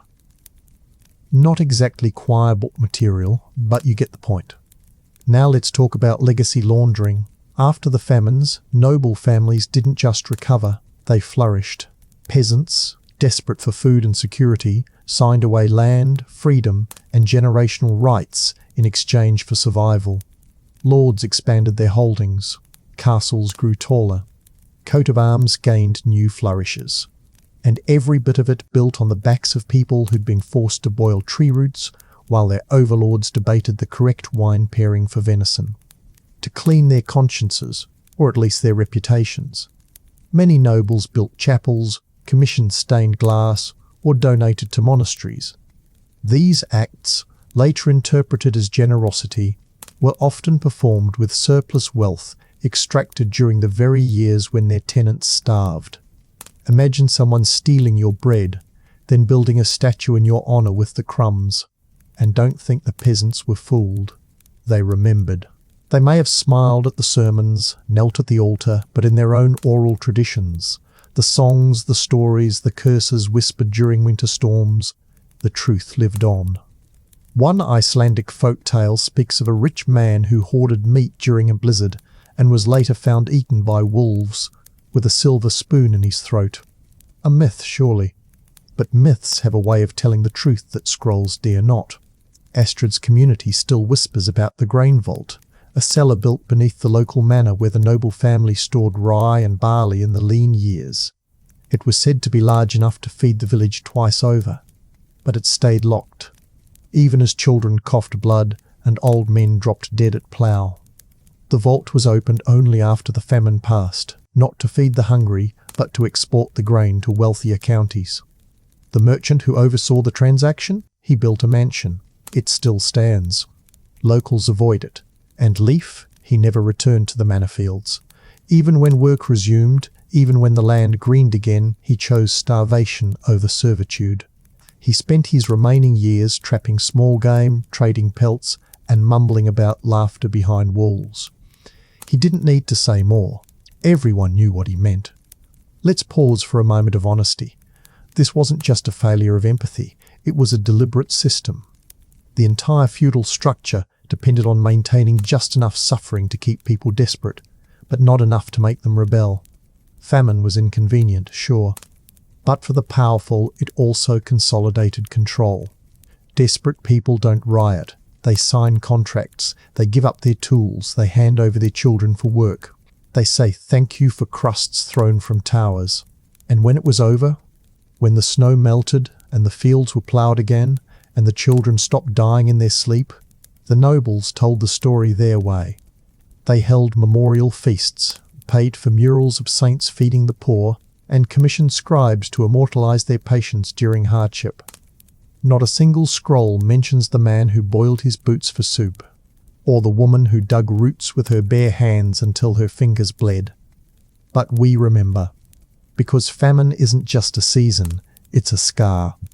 And in Scandinavia, it wasn't the cold or the hunger that made it deepest. It was the sound of feasting on the other side of the wall. Chapter 7. The Church's Empty Promises. When the sky stopped answering, people turned to the next power they believed in, God. And in medieval Scandinavia, God was not some abstract figure tucked away in a cloud. He was everywhere, in the chapel's frozen stone, in the priest's warnings, in every crack of thunder or rot of grain. But as the famine deepened and hunger twisted into desperation, the people discovered something darker than an empty stomach, the silence of the divine. And worse, the sanctified spin of those who claimed to speak in his name. At the heart of it stood the church, a towering institution with steeples that reached toward heaven while its flock starved on the ground below. Monasteries housed grain, cathedrals echoed with Latin hymns, and bishops donned robes embroidered in gold, all while villagers wept over dying children and wondered how much longer they could live on bark broth and prayer. Let's be clear, not all clergy were villains. There were monks who quietly fed the poor, nuns who gave up their meals, priests who blessed the dead when no one else would touch the body.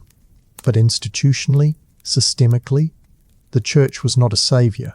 It was a machine, and famine only made it run colder. First, the tithes never stopped. Even as fields failed and livestock fell over from exhaustion, the local churches still demanded their due, usually 10% of whatever was left.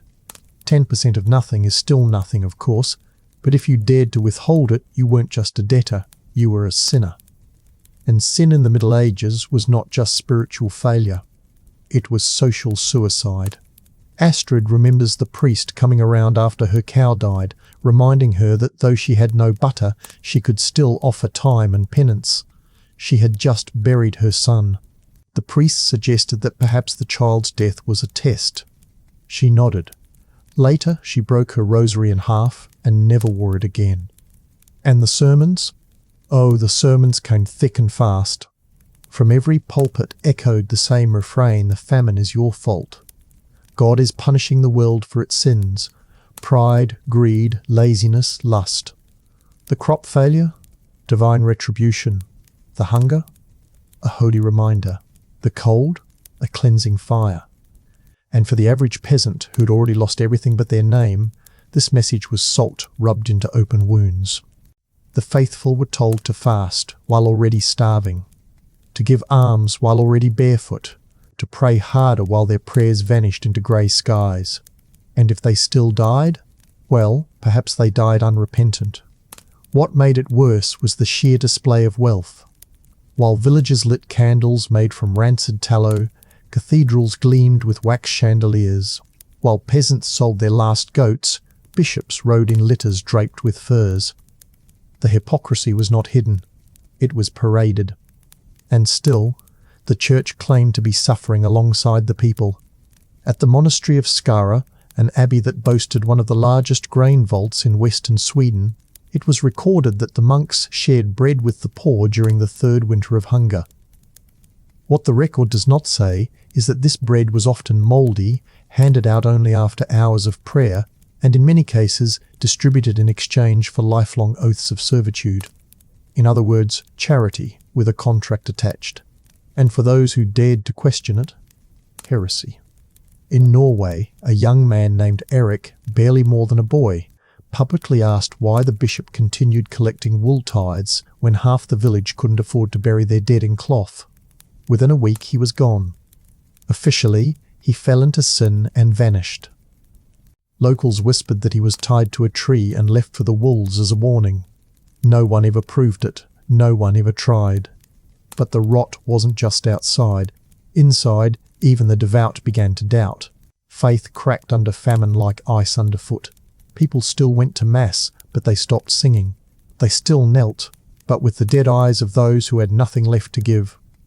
The confessionals became less about sin and more about sorrow. Forgive me, Father, for I fed my child grain meant for the altar. Forgive me, Father, for I traded my body for bread. Forgive me, Father, for I no longer believe any of this is holy. Leif never really recovered his belief. Before the famines, he used to walk miles to the chapel every Sunday, kneel in the back, and light a candle for his late brother. After the famine took his mother and left his hut cold for months, he stopped going. He kept the ashes of an old hymnal in his hearth for kindling. He said it burned slowly, almost reverently. And yet, people still clung to ritual, not out of hope, but out of habit. A mother may not believe the priest's words anymore, but she would still draw a cross on her child's forehead before they slept. A father may curse the bishop in private, but he still buried his wife in holy ground, afraid of what might happen otherwise. Even when the church failed them, the people feared failing it. Because that's what power looks like when it's dressed in sacred cloth. It doesn't need to be right. It just needs to be there when no one else is. And so the church became a paradox, a place of comfort and cruelty, of ritual and rot. The only building with food, but also the only one that made you feel unworthy of it. The only voices that spoke of salvation, but also whispered that perhaps this was all your fault. In famine, faith did not die, but it bent, twisted, reformed into something darker. Criticism. It's long overdue, because, let's call it what it was, a failure of moral leadership. The church had the grain, the space, the networks. They could have coordinated relief. They could have stood between nobility and suffering. They could have fed without condition, offered without judgment, soothed without blaming. But instead, they sermonized. Sacrificed the poor on the altar of dogma. And when the famine passed, they built larger churches to thank God for the deliverance, as if God had delivered anyone but them. The peasants survived each year with frostbitten hands, bleeding feet, and gnawing grief. And the church claimed the victory. So no, The famine didn't just expose the fragility of crops or the cruelty of nobles. It laid bare the sanctified indifference of an institution that wrapped its power in scripture and watched the hungry from stained glass windows. And still, somehow, people kept praying. Because sometimes, prayer isn't about belief, it's about not knowing what else to do. After enough empty sermons and full silences, the faithful began to fracture. Not outwardly, not with protest or rebellion, those would come later, in other centuries, but quietly, internally. Something changed in the way medieval Scandinavians interacted with the church during the famine. Not rejection, not even disobedience, but a subtle, spreading disillusionment. The old hymns still echoed, but they no longer rang with the same certainty. The bells still tolled. But for whom, exactly? Out in the frozen hamlets, peasants kept going to Mass. What else could they do? But where once they may have knelt with conviction, now they slumped with resentment. Where they once donated a few eggs or a coil of wool, now they offered only silence. Not because they hated God, but because they had seen what his representatives did with full bellies while their children starved. And yet, this was still a religious world. Faith couldn't simply be switched off. It had to be reshaped, rerouted. So it retreated underground, into corners of belief that existed outside the church's jurisdiction, into folk religion, ancestral rites, whispered charms passed from grandmothers who barely remembered where the Latin ended and the forest began. It started with small rebellions. Bread blessed at home instead of by a priest. Burials in back gardens instead of holy ground. Candles lit to spirits of the earth instead of saints who had failed to answer. These weren't dramatic breaks from orthodoxy, but they were seeds. Seeds that would, centuries later, grow into larger movements of dissent. But here, during the famines, they were survival spiritual as much as physical. In some villages, people turned back to the old gods, not openly, not foolishly, but quietly. Offerings of grain, what little could be spared, were left at sacred groves. Small statues were carved into trees. In Iceland, one farmer etched Thor's hammer into his barn beam, just in case. The church might have claimed these lands, but the land remembered differently. And when the church's promises fell silent, people listened for older voices. Even within Christian rituals, mutations formed, prayers were shortened, saints were replaced with local spirits. One fascinating example comes from a fishing village in northern Norway, where a saint known as St. Marta was venerated for protecting children from hunger. No record of such a saint exists in any church archive. But she had her own songs, her own candle day, and her own shrine built out of driftwood and whalebone. Faith finds its way, even when it's not invited.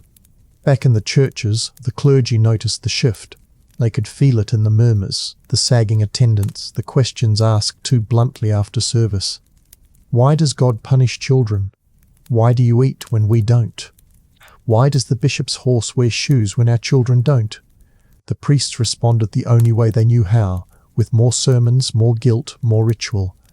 But the words landed differently now, because everyone knew someone who had died despite the prayers. Everyone had watched a miracle fail to arrive. And then there were the new rituals born of trauma. In some parts of Sweden, mothers began wrapping bread crusts in cloth and hanging them from their windows to keep hunger spirits away. In parts of Finland, before a meagre supper, families would knock 3 times on the table to honour the dead who could not eat. These weren't prescribed by the church. These were acts of grief preservation, coded into custom like emotional time capsules. Let's talk about the visual divide too. Cathedrals grew even grander during and after the famine. A strange phenomenon, but not uncommon. As people suffer, institutions expand to remind them of their place. Gilded altars, painted saints, robes embroidered with imported thread. Meanwhile, village chapels crumbled. Wooden crosses leaned like drunks, roofs leaked, Bibles grew mould. The church did not fail due to poverty, it thrived because of it. And still, the stories came, quietly, behind walls. Astrid heard one such tale from an old washerwoman who claimed that the Virgin Mary had wept at the sight of a starving baby and turned her tears into oats. No priest ever confirmed it. But mothers passed the tale to daughters as a kind of desperate hope. In this version of faith, compassion existed, just far removed from anything human. You could still believe in heaven, you just couldn't trust its messengers. And then, of course, came the reckoning. Not a public revolt, not yet, but a generational shift in tone. Children raised during the famine grew into adults who did not instinctively trust the altar, who performed rites with the mechanical stiffness of habit, not reverence, who looked at icons with the same suspicion they gave to tax collectors and landlords. The famine hadn't just emptied their bellies, it had starved their belief. Criticism? The church earned every word of it, because when people are hungry, they need more than sermons. They need shelter, warmth, bread without strings attached, comfort without confession. Instead, the church offered absolution for a price, charity if documented, and sermons about humility from men wearing silver rings. It built sanctuaries, yes, but often only for those who could afford the rent. It gave God a mouthpiece, but rarely an ear. And yet, in that spiritual vacuum, the people didn't collapse. They reconstructed their own belief systems, brick by brick, out of folklore and frost and memory. They prayed with herbs. They sang to saints no bishop had approved. They reimagined holiness as something smaller, closer. Something that didn't demand a tithe to love them. Leaf stopped visiting the church entirely, but he carved a small cross out of birch and hung it above his bed, not because a priest told him to, but because he needed something, not doctrine twisted into punishment, just a sign that he hadn't gone fully dark. So here is the bitter truth. Famine did not destroy faith. The church did, and when the smoke cleared, when the fields were green again and the sermons resumed in full voice, the people returned, not with open hearts, but guarded ones. Their hands still folded, their knees still bent, but their eyes, wide open now, because once you've starved beside a gilded chapel, you never forget what faith looks like without food. Chapter 8. Witch Hunts and Starving Superstitions. When the harvest failed for the third year in a row, the prayers began to change. They grew shorter, sharper, whispered under breath instead of sung aloud. Then came the silence. And then, predictably, came the blame. Because starvation has never been a passive force. It doesn't simply sit beside you, hollowing out your ribs and dulling your thoughts. It turns people inward, then outward, looking for cause, for meaning, for someone, anyone to hold responsible. And in medieval Scandinavia, when God wouldn't answer and the church wouldn't act, the people looked sideways, at neighbours, at strangers, and far too often at women. Enter the witch. Not the broom-riding, potion-brewing caricature from later folklore. No, the Scandinavian witch of the famine years was often something far more mundane. A widow with too much knowledge of herbs. A midwife who attended one stillbirth too many. A woman who spoke her mind when she should have wept quietly. A girl whose mother had died of a cough and left her too alone, too strange, too noticeable.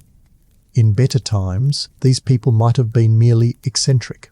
In famine, they became dangerous, because famine didn't just starve stomachs, it swelled fear. And when crops failed without explanation, when children died suddenly, when animals were born dead and water went sour, people searched for unnatural reasons. And when nature no longer made sense, superstition filled in the blanks.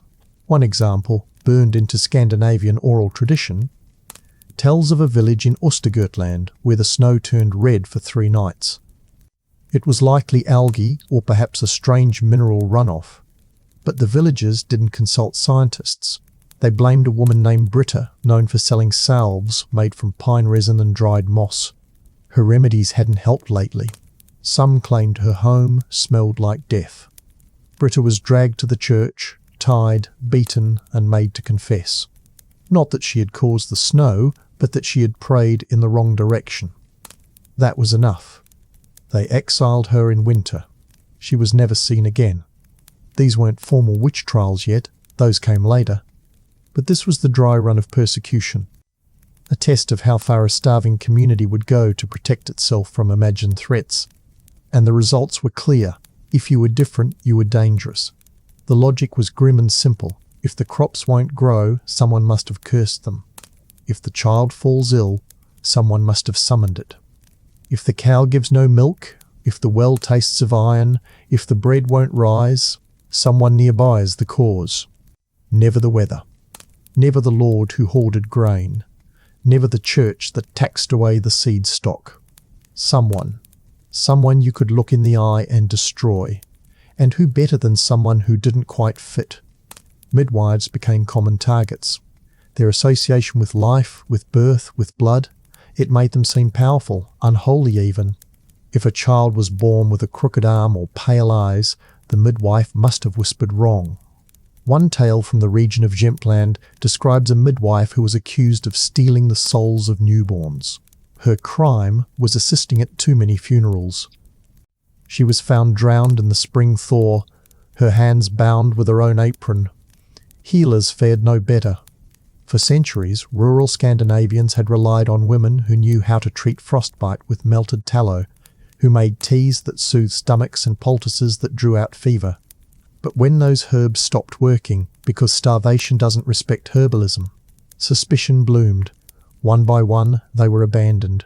Or worse, their jars smashed, their huts burned, their names wiped from local memory. Even children weren't spared. In some desperate regions, people believed that famine spirits, hunger wights as they were sometimes called, could be warded off by sacrificing a child believed to be touched. There are whispers of children found in woods with marks on their faces, of infants given back to the snow to appease invisible forces. These are not fairy tales. These are cultural scars so deep they bled into lullabies. And while this was happening, while women were cast into rivers and men hanged for dreaming too vividly, the real culprits sharpened their knives behind stone walls. Nobles and clerics allowed these fears to flourish, because nothing distracts a starving crowd like a common enemy. And if the crowd was busy hunting witches, they weren't breaking down the manor doors. Criticism. This chapter practically writes it for us. The church, of course, tried to ride both sides. On one hand, they condemned folk magic. They preached that witches were heretics, servants of the devil, threats to the moral order. But on the other hand, they offered their own magical solutions. Holy relics, blessed water, exorcisms. If the village thought the well was cursed, a priest might charge a fee to cleanse it. If the fields failed, they might be told to bury a saint's tooth beneath the soil. One bishop in Denmark even claimed to own a cloth soaked in the blood of a martyr that would restore barley, for a price. So let's be honest, the church wasn't eliminating superstition. It was monetizing it. And in that moral vacuum, terror took root. Neighbours turned, friends stopped calling. Women began speaking less, smiling less, hiding their herbs, dulling their knowledge. And always watching the skies. Not just for snow or sun, but for signs that they might be next. Leif's sister was one such woman. Not a witch, not even particularly odd. But after her child died suddenly and 3 neighbours fell ill, fingers began to point. She was lucky. Leif got wind of the rumours and took her deeper into the woods. They lived in isolation for months. When they returned, thin and silent, no one asked questions. But no one offered bread either. Astrid, too, kept her head low. She stopped giving others her teas. She avoided eye contact at market. Once, she heard her name muttered with the word fever. She smiled sweetly and handed the accuser a loaf of bark bread. It was a warning, or maybe a threat. Either way, it worked. By the end of the famine years, entire communities had reshaped themselves around suspicion. Girls were taught to be modest, silent, invisible. Old women stayed indoors. Herbs were hidden behind false walls. And everyone learned the same brutal lesson. By the time the famine clouds began to lift and the snow stopped falling like a verdict, the dead were buried, the crops were half promising, and the fires in the hearth had begun to burn for warmth again, not just for survival. But the damage wasn't done yet. The famine had eaten more than bodies. It had chewed through trust, memory, and belief itself. And nowhere did that damage linger more stubbornly than in the spaces where scapegoats had burned. Because even after the stew was thicker, even after children laughed again without coughing blood, no one forgot who was accused. Even in villages where the so-called witches had survived, returned, or been exonerated, which rarely happened, they were not welcomed back. People nodded, but they didn't smile. They exchanged goods, but not warmth. Their presence at baptisms and funerals made others shift uncomfortably. The rumours didn't die, they just changed colour, like bruises healing. It went from, "She cursed my goat," to "Best not to invite her near the bread." From, "He talks to spirits," to "He just makes people uneasy." And that was enough, because in post-famine Scandinavia, paranoia had taken root like mould in a cellar beam unseen but ever expanding. And it wasn't just about witches anymore. It was about anyone who hadn't suffered exactly the same way as everyone else. Anyone who had somehow fared better. Anyone whose child survived when others did not. Anyone who still had meat in the spring or didn't cough through Lent. People didn't want explanations, they wanted symmetry. Misery was supposed to be communal. So if you weren't as miserable, you were suspicious. And if you were too miserable, too odd, too touched, too broken, you were also suspicious. The narrow strip of safe behaviour became razor thin. No songs after sundown. No laughing too loud. No wandering in the woods unless you were a child or carrying firewood. Entire lives reshaped themselves around appearing as normal as possible because normal meant safe. And yet, beneath all that performative normalcy, something else was brewing. A second layer of spirituality. Not a replacement for Christianity, more like a parallel track, one built out of whispered stories and inherited habits. Because if the church's God had looked away, then maybe there were other forces worth listening to.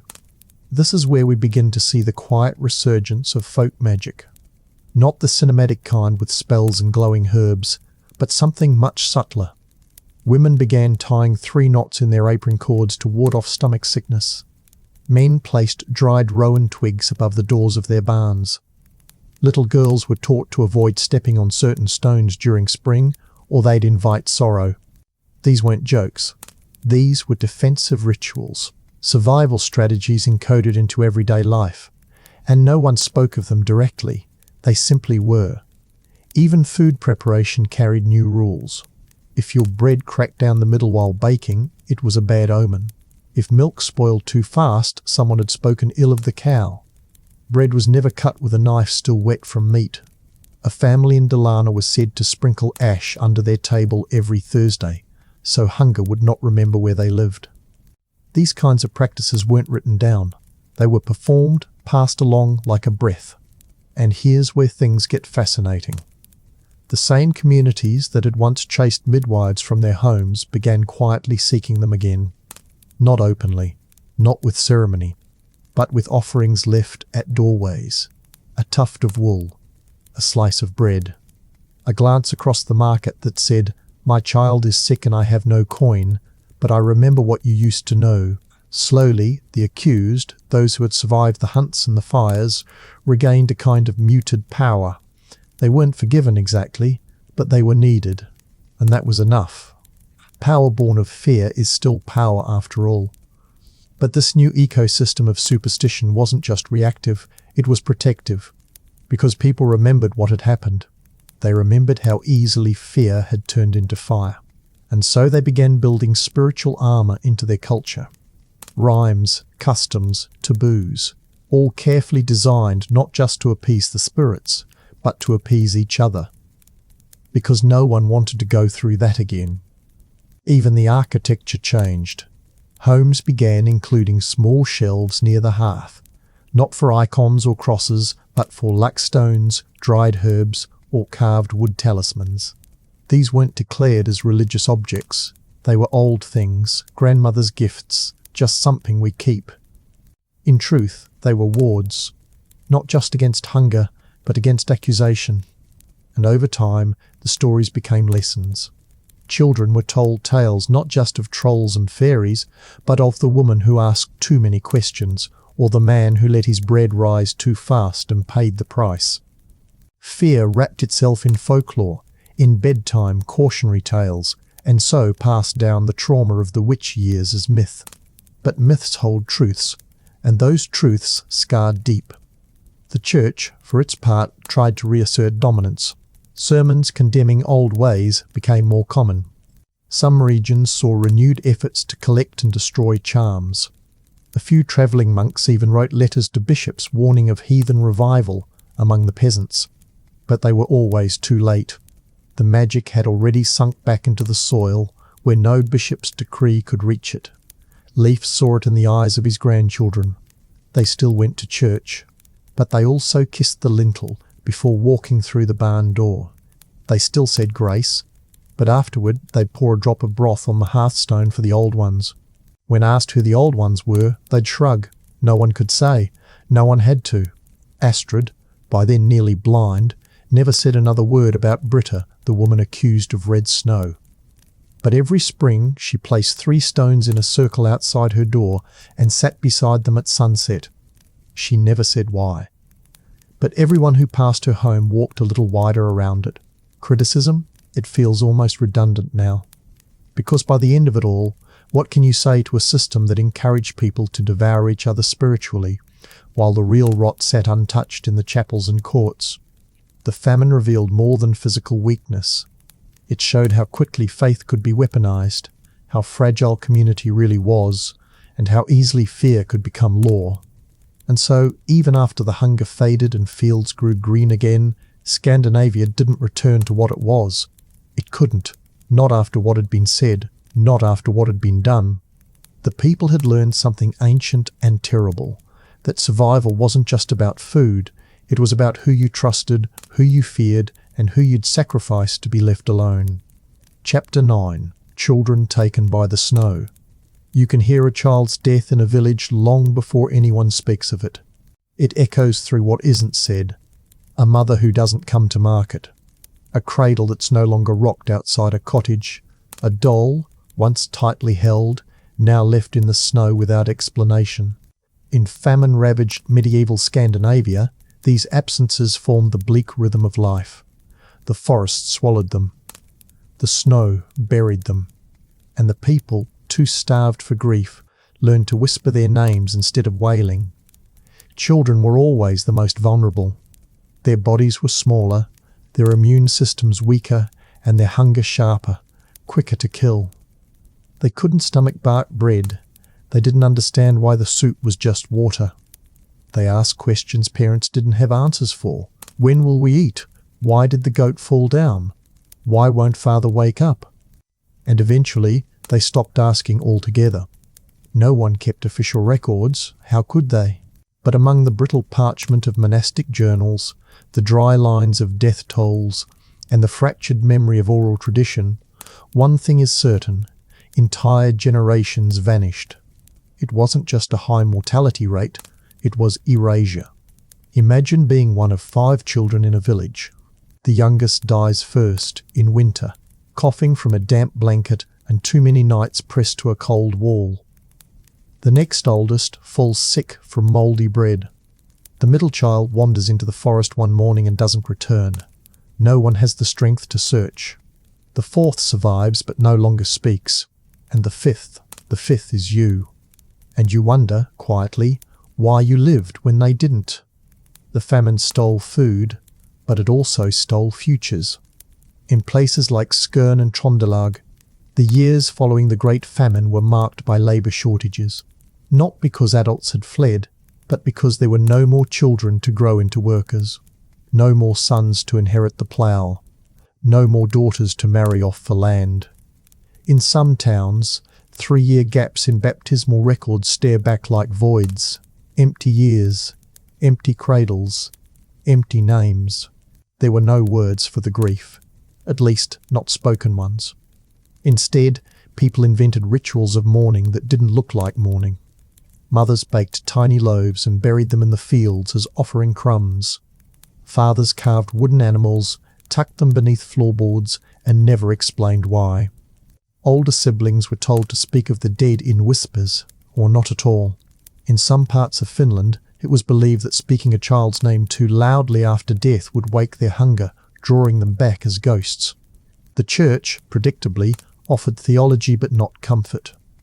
Priests warned that famine was a test, that those who died young were either chosen or chastised. Parents were told to be thankful their child had entered heaven unburdened. Some found solace in that. Most simply stared past the pulpit, fists clenched in their laps. Astrid's daughter, the youngest, died on a night so cold the oil in the lamp froze. She'd been sick for weeks, and they had no more broth.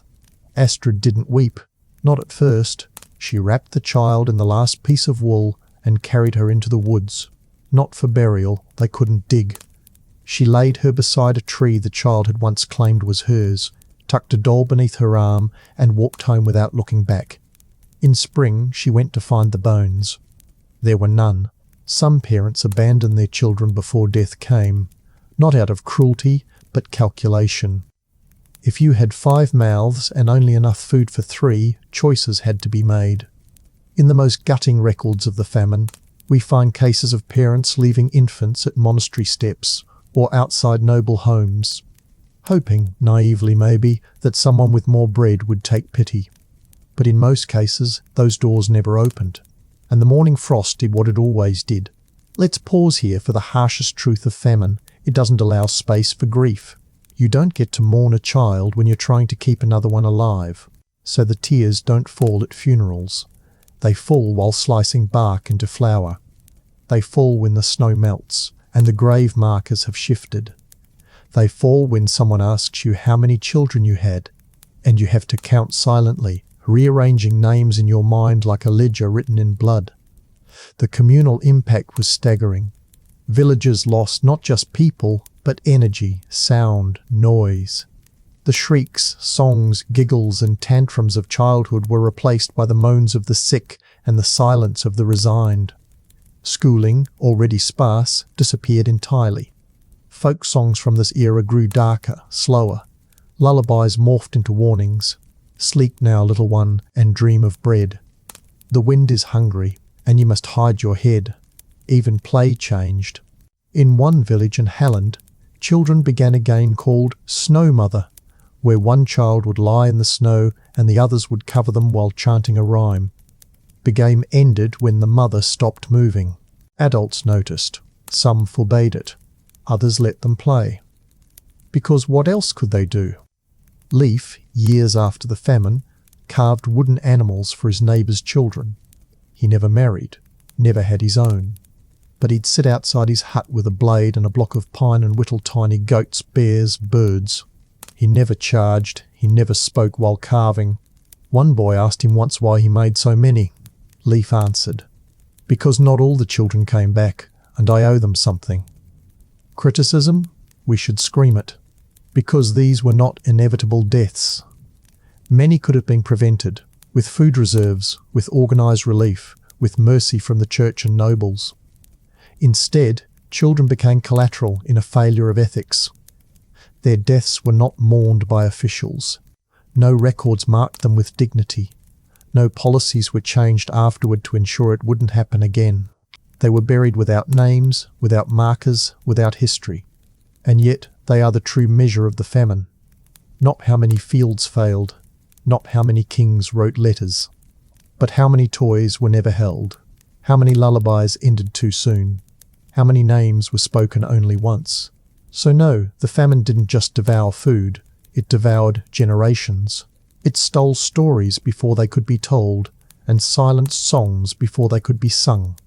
And the coldest tragedy of all is that by the time the earth warmed again, no one remembered what their laughter sounded like. There's a particular kind of silence that follows the death of a child. It's not the same as mourning an elder or even a spouse. It's hollow in a different way, a silence that doesn't stop at the grave, but settles into the air of a village like dust in a long-forgotten room. After the famine, that silence never fully left the corners of Scandinavian towns. It hung behind every lullaby, echoed between the syllables of children's names that were no longer called aloud, and shaped the way entire generations learned to live around absence. Because after the famine years, the loss wasn't just visible, It was structural. The scaffolding of community life, once supported by children's roles in chores, games and rituals, had buckled. Farm work slowed, inheritance plans dissolved, betrothal arrangements collapsed. In places where 4 or 5 children once shared a cottage room and passed down songs while preparing straw beds, now only one child remained, or none. And that missing sound of childish chatter was almost as haunting as the sight of famine itself. The trauma wasn't just personal, it was collective. Entire villages developed a new tone, a hushed cultural stiffness around the subject of birth, childhood and joy. If a child was born post-famine, the celebration was muted. No loud cheers, no feast, no dancing through town. It wasn't superstition, it was fear. They had already buried too many.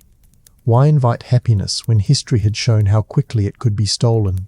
And so, survival became quiet. Children were named after the dead, but never directly.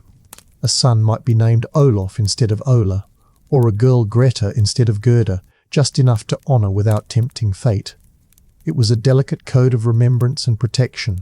Families whispered that saying a lost child's name too clearly might call them back, not as themselves, but as hungry spirits. Better to let them rest. This creeping caution reshaped everything. People stopped drawing stars on cradles, a common folk practice before the famine, believing they attracted jealous spirits. Baptisms were scheduled at odd hours to avoid notice, and some mothers secretly buried a strand of their hair beneath the threshold after giving birth to keep the snow from asking who lives here. And then there were the toys. Post-famine toys were strange little things. No bright colours, no smiling faces. Dolls were often faceless, made of wrapped twine or linen, tucked away when guests came. Boys carved animals without eyes. It wasn't aesthetics. It was anxiety made tangible. If the child didn't look too loved, maybe the world wouldn't notice them. Maybe the gods or whatever had stalked the fields would pass them over this time. Astrid had a small wooden figure her daughter used to hold. After the girl died, Astrid placed it on a shelf above the hearth. She never spoke of it, but every week she wiped the dust off. Just once, during the first thaw, she placed a sliver of bread beside it. Her son watched but said nothing. He knew what it meant. Everyone knew what it meant. Even play changed. In one eerie custom recorded decades later in Smallland, children would play a game called Frozen Ones. They would lie in the snow and pretend to be asleep, and another child, the mother snow, would walk among them, choosing which ones to wake. No one moved unless touched. The ones left unchosen were not part of the next round. They'd sit out, waiting, sometimes crying. Adults called it harmless, but it echoed something deeper, a child's way of rehearsing death, of simulating loss they had already absorbed, even if they didn't understand it. The church, of course, tried to reinstate optimism. Priests gave sermons on renewal, rebirth, the turning of seasons. They quoted scripture. They baptized with vigour. But the peasants sat in the pews like carved wood, stiff and expressionless. Renewal sounded wonderful. But what about those who would never return? What about the children buried under snowbanks no one marked? What comfort was there for the mother who had no more lullabies to sing? Clergy soon noticed fewer confessions of mourning. People simply stopped bringing their grief into the church. Instead, they turned it inward. They sang lullabies to empty cradles. They planted herbs near grave sites. In some parts of Lapland, women stitched lines of red thread into their skirts. One line for each child lost. Hidden beneath aprons so the memory would not be erased, even if it could never be spoken aloud. And yet, life moved forward. It always does. But it moved forward limping. When the famine passed, communities didn't celebrate with parades. There were no great songs of triumph, no bells rung with joy. There was instead a wary quiet. Fields were tilled with new caution, weddings were postponed, even language bent around the loss. Expressions like, "If the snow doesn't take him," or "should the sky permit," became common ways of saying, "if we're lucky enough to survive." Pessimism had become the only form of realism people could trust, And as those famine children grew, or rather, as the few who remained did, they carried something inside them that never fully thawed. Many were underdeveloped, stunted by malnutrition. Some suffered chronic illness. Others struggled with memory loss, fits, or strange tics. What we might now recognize as neurological damage from starvation, but then was attributed to melancholy, or curses, or simply the burden. These were the survivors. But survival isn't always a triumph. Sometimes it's just the long echo of what you've lived through, rattling around inside you like a ghost in a room no one visits anymore. Leaf used to mark the dates. He carved little slashes into the wood of his door frame, one for each spring that passed since the famine. One year he added 2 notches. When asked why, he said simply, "For the ones that weren't born. Not lost, not buried, not born, because that too was a kind of death, the children who should have been, but never got the chance." Criticism here must be louder than ever. Because in every noble hall where feasts continued, in every monastery that locked away its grain, in every church that claimed purity while families starved in their pews, they let the children die. And they did not build statues. They did not pass laws. They did not establish relief. They simply returned to business as usual. And the price of that return was a field of empty chairs, quiet yards, and names that stopped existing before they could be written down. This is the inheritance famine gave Scandinavia. Not just hunger, but an entire generation lost in the snow. And the wound wasn't just generational, it was cultural. Because even now, centuries later, in folk tales and nursery rhymes, in superstitions about snow and stories of pale children in the woods, the memory lingers. Not because history recorded it properly, but because grief finds a way to be remembered, even when the world refuses to speak it aloud. Chapter 10. The Death Toll Ledger. You won't find the full number in any book. No scroll in any monastery. No king's archive ever dared tally it honestly. Because to count the dead of the Scandinavian famines would require more than ink. It would demand acknowledgement. It would require the institutions that let it happen to admit that they not only failed, but profited from the loss. And so, the death toll was never fully recorded. What survives today are fragments, ledgers with gaps, parish notes with cryptic margins, a bishop's complaint about empty pews, a noble's remark that tax receipts were most disappointing this season. But the numbers still breathe beneath the pages. In some areas of Norway, up to 1/3 of the rural population disappeared during peak famine years. In parts of Denmark, entire villages went quiet. Priests arrived for annual visits only to find shuttered houses, untended fields, and smoke curling from chimneys no longer attached to life. In Sweden, some diocese records show a 60% drop in baptisms and marriages over a 3-year span. Not because people lost faith, but because the people were gone. We talk often of wars and plagues as history's great colours, but famine, in many ways, is more efficient. It doesn't need battles. It doesn't spread like disease. It simply waits, patient, unrelenting, and watches people run out of time. First the sick, then the old, then the young, then the strong who gave everything to keep the others alive. Famine is the slow executioner, the quiet erasure, and it left behind ledgers of ghosts. Take the case of the parish of Vesterhaningi. One record shows 42 deaths over 2 years, high but survivable. But the priest notes something odd: only 7 burials were conducted. Where were the rest? He doesn't say. But between the lines, the truth is clear. Mass graves, unmarked, unblessed, dug quickly in frozen ground or forest edge. Families too weak to carry their dead to consecrated soil. Children buried beneath trees. Bodies left in barns until the thaw. And for every recorded village like Vesterhaningi, there were dozens more with no surviving documents at all. Fires took some. Rot claimed others. But many were simply not written. Because what noble wants to preserve the memory of a manor emptied by his own greed? What bishop wishes to explain why his cathedral bells rang louder than the cries outside? Instead, we find death in the margins. In notations like season of hardship, the black winter, or simply the year of silence. We find it in estate records that suddenly list no tenants, in tax rolls that drop names without explanation, in letters where one brother asks another why no reply has come in months. He never gets an answer. Even the graveyards tell stories. In southern Finland, archaeologists have found burial layers, unusually shallow bodies stacked hurriedly, without coffins, many of them infants and women.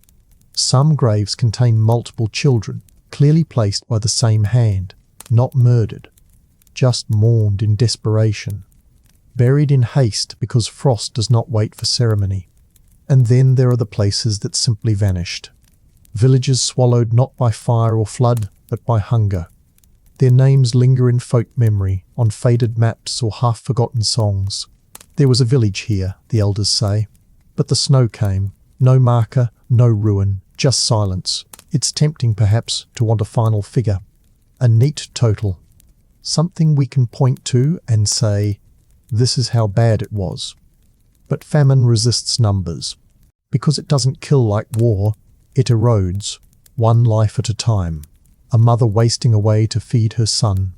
A man collapsing mid-plough because he gave his last slice of bark bread to his daughter. A baby who stopped crying because crying takes too much energy. Who counts those? Even when records do exist, they lie. Some were altered to avoid embarrassment. Others were inflated to excuse land seizures. A few were sanitized to protect legacies. A noble might write that a third of his tenants perished, only to justify doubling rent on the survivors. A priest might note high death tolls but blame them entirely on moral failing, never on the price of grain. The political utility of death is not a new trick, and so the death toll becomes folklore, memory. It lingers not in numbers but in rituals. The candle lit on the darkest day of winter. The piece of bread left out for the lost. The way grandmothers refused to waste even the smallest crumb. These were not superstitions. They were ledgers written in behaviour. Leaf, old and hunched, once said that during the blackest spring he couldn't walk the road to town without seeing bodies propped against trees, faces covered in scarves to protect the dignity of death. He stopped counting after 20. Not because he forgot, because the numbers meant nothing. It's not how many, he said. It's how long the silence lasts after they're gone. Astrid, long buried herself by the time memory softened into myth, was once asked how many neighbours she lost. She replied, I stopped learning names that winter. It hurt too much. That was the final toll, the unwillingness to name, to remember, because memory was weight, and people were too thin to carry it. Criticism? The deepest yet. Because while death in battle might earn a song, and plague might earn a statue, famine earns almost nothing. No triumph, no heroics, just blame. And silence. And the deliberate forgetting by those who could have helped and didn't. The nobles protected their records. The church guarded its relics. But the people were not archived. They were erased. And still the earth remembers. Fields once soaked in desperate sweat still yield barley. Forest paths once littered with frozen shapes now cradle moss and bloom. But beneath the roots, bones remain. Quiet, anonymous, countless. They don't accuse, they don't forgive, they just wait, a ledger not of ink, but of silence. And that's the final cruelty of famine. You don't get a grave. You get a place that no one walks anymore. After the bodies were buried, or not, after the snow receded from the crooked fences and crooked spines of northern villages, a different kind of work began, the work of rewriting the famine. The church, the nobility, the scribes with access to parchment and ink, they all looked at the wreckage and asked not how it could have been prevented, but how it could be framed. And in that framing, the truth was not just forgotten. It was strategically buried. The dead didn't vanish quietly. They vanished in numbers. In statistics, in ledgers recast as abstractions, the loss of a child became a shortened baptism cycle. The loss of a farmstead became a vacancy of tenure. The death of entire families was downgraded to decline in tithing. Bureaucracy did what it always does. It swept the horror under a sheet of columns and footnotes, and the tragedy became a footnote in its own aftermath. Let's begin with the nobles, because of course they went first. In the years immediately following the worst of the famine, Scandinavian nobles began submitting reports to royal courts documenting population instability. It wasn't compassion, it was math. Fewer tenants meant lower rents, fewer hands in the fields, less tax income. And so the game began. Who could make the famine seem most devastating? Not for justice, but for political favour, for tax relief, for new lands, for claims of mercy and moral superiority. One letter from a Danish baron in 1326 complains that up to 2/3 of my households have perished, and the remaining tenants grow dull from hunger still. But a recent excavation of his estate showed no signs of mass grave sites, no structural damage to his lands. Historians estimate his losses were closer to 10%.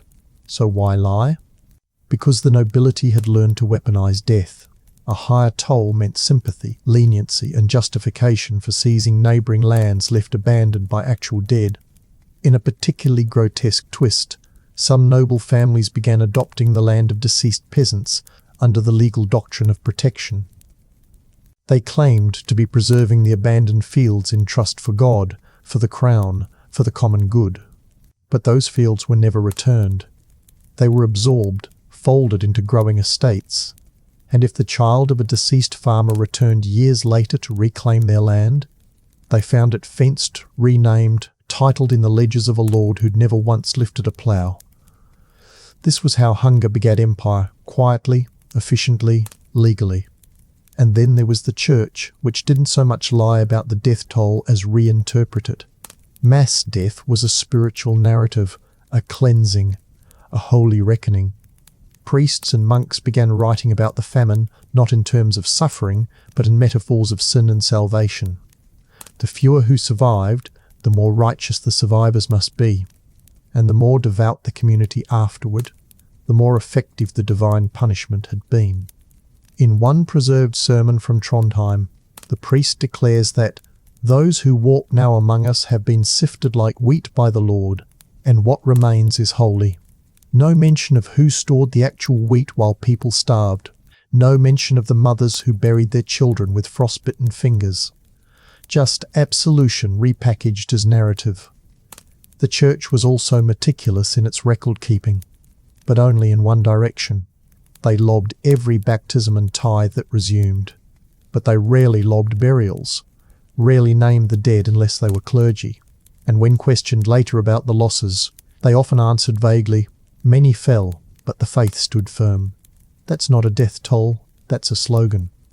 And so the peasants, the real dead, were erased in increments, not all at once, but ledger by ledger, verse by verse, until even the survivors began to forget how many they had lost. Leif once said that he remembered every face in his village when he was a child, but after the famine there were gaps he couldn't fill.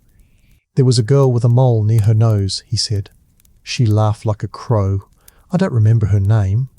He lit a candle for her every year anyway. That was the only record she ever got. Astrid kept a strip of cloth, roughly torn into 7 pieces. She never said why.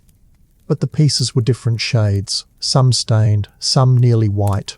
Her son believed each one stood for a person she had buried. No names, just cloth. When she died, he burned them all, as she had instructed. Let them go together, she had said. This is what happens when the ledgers lie. The survivors create their own.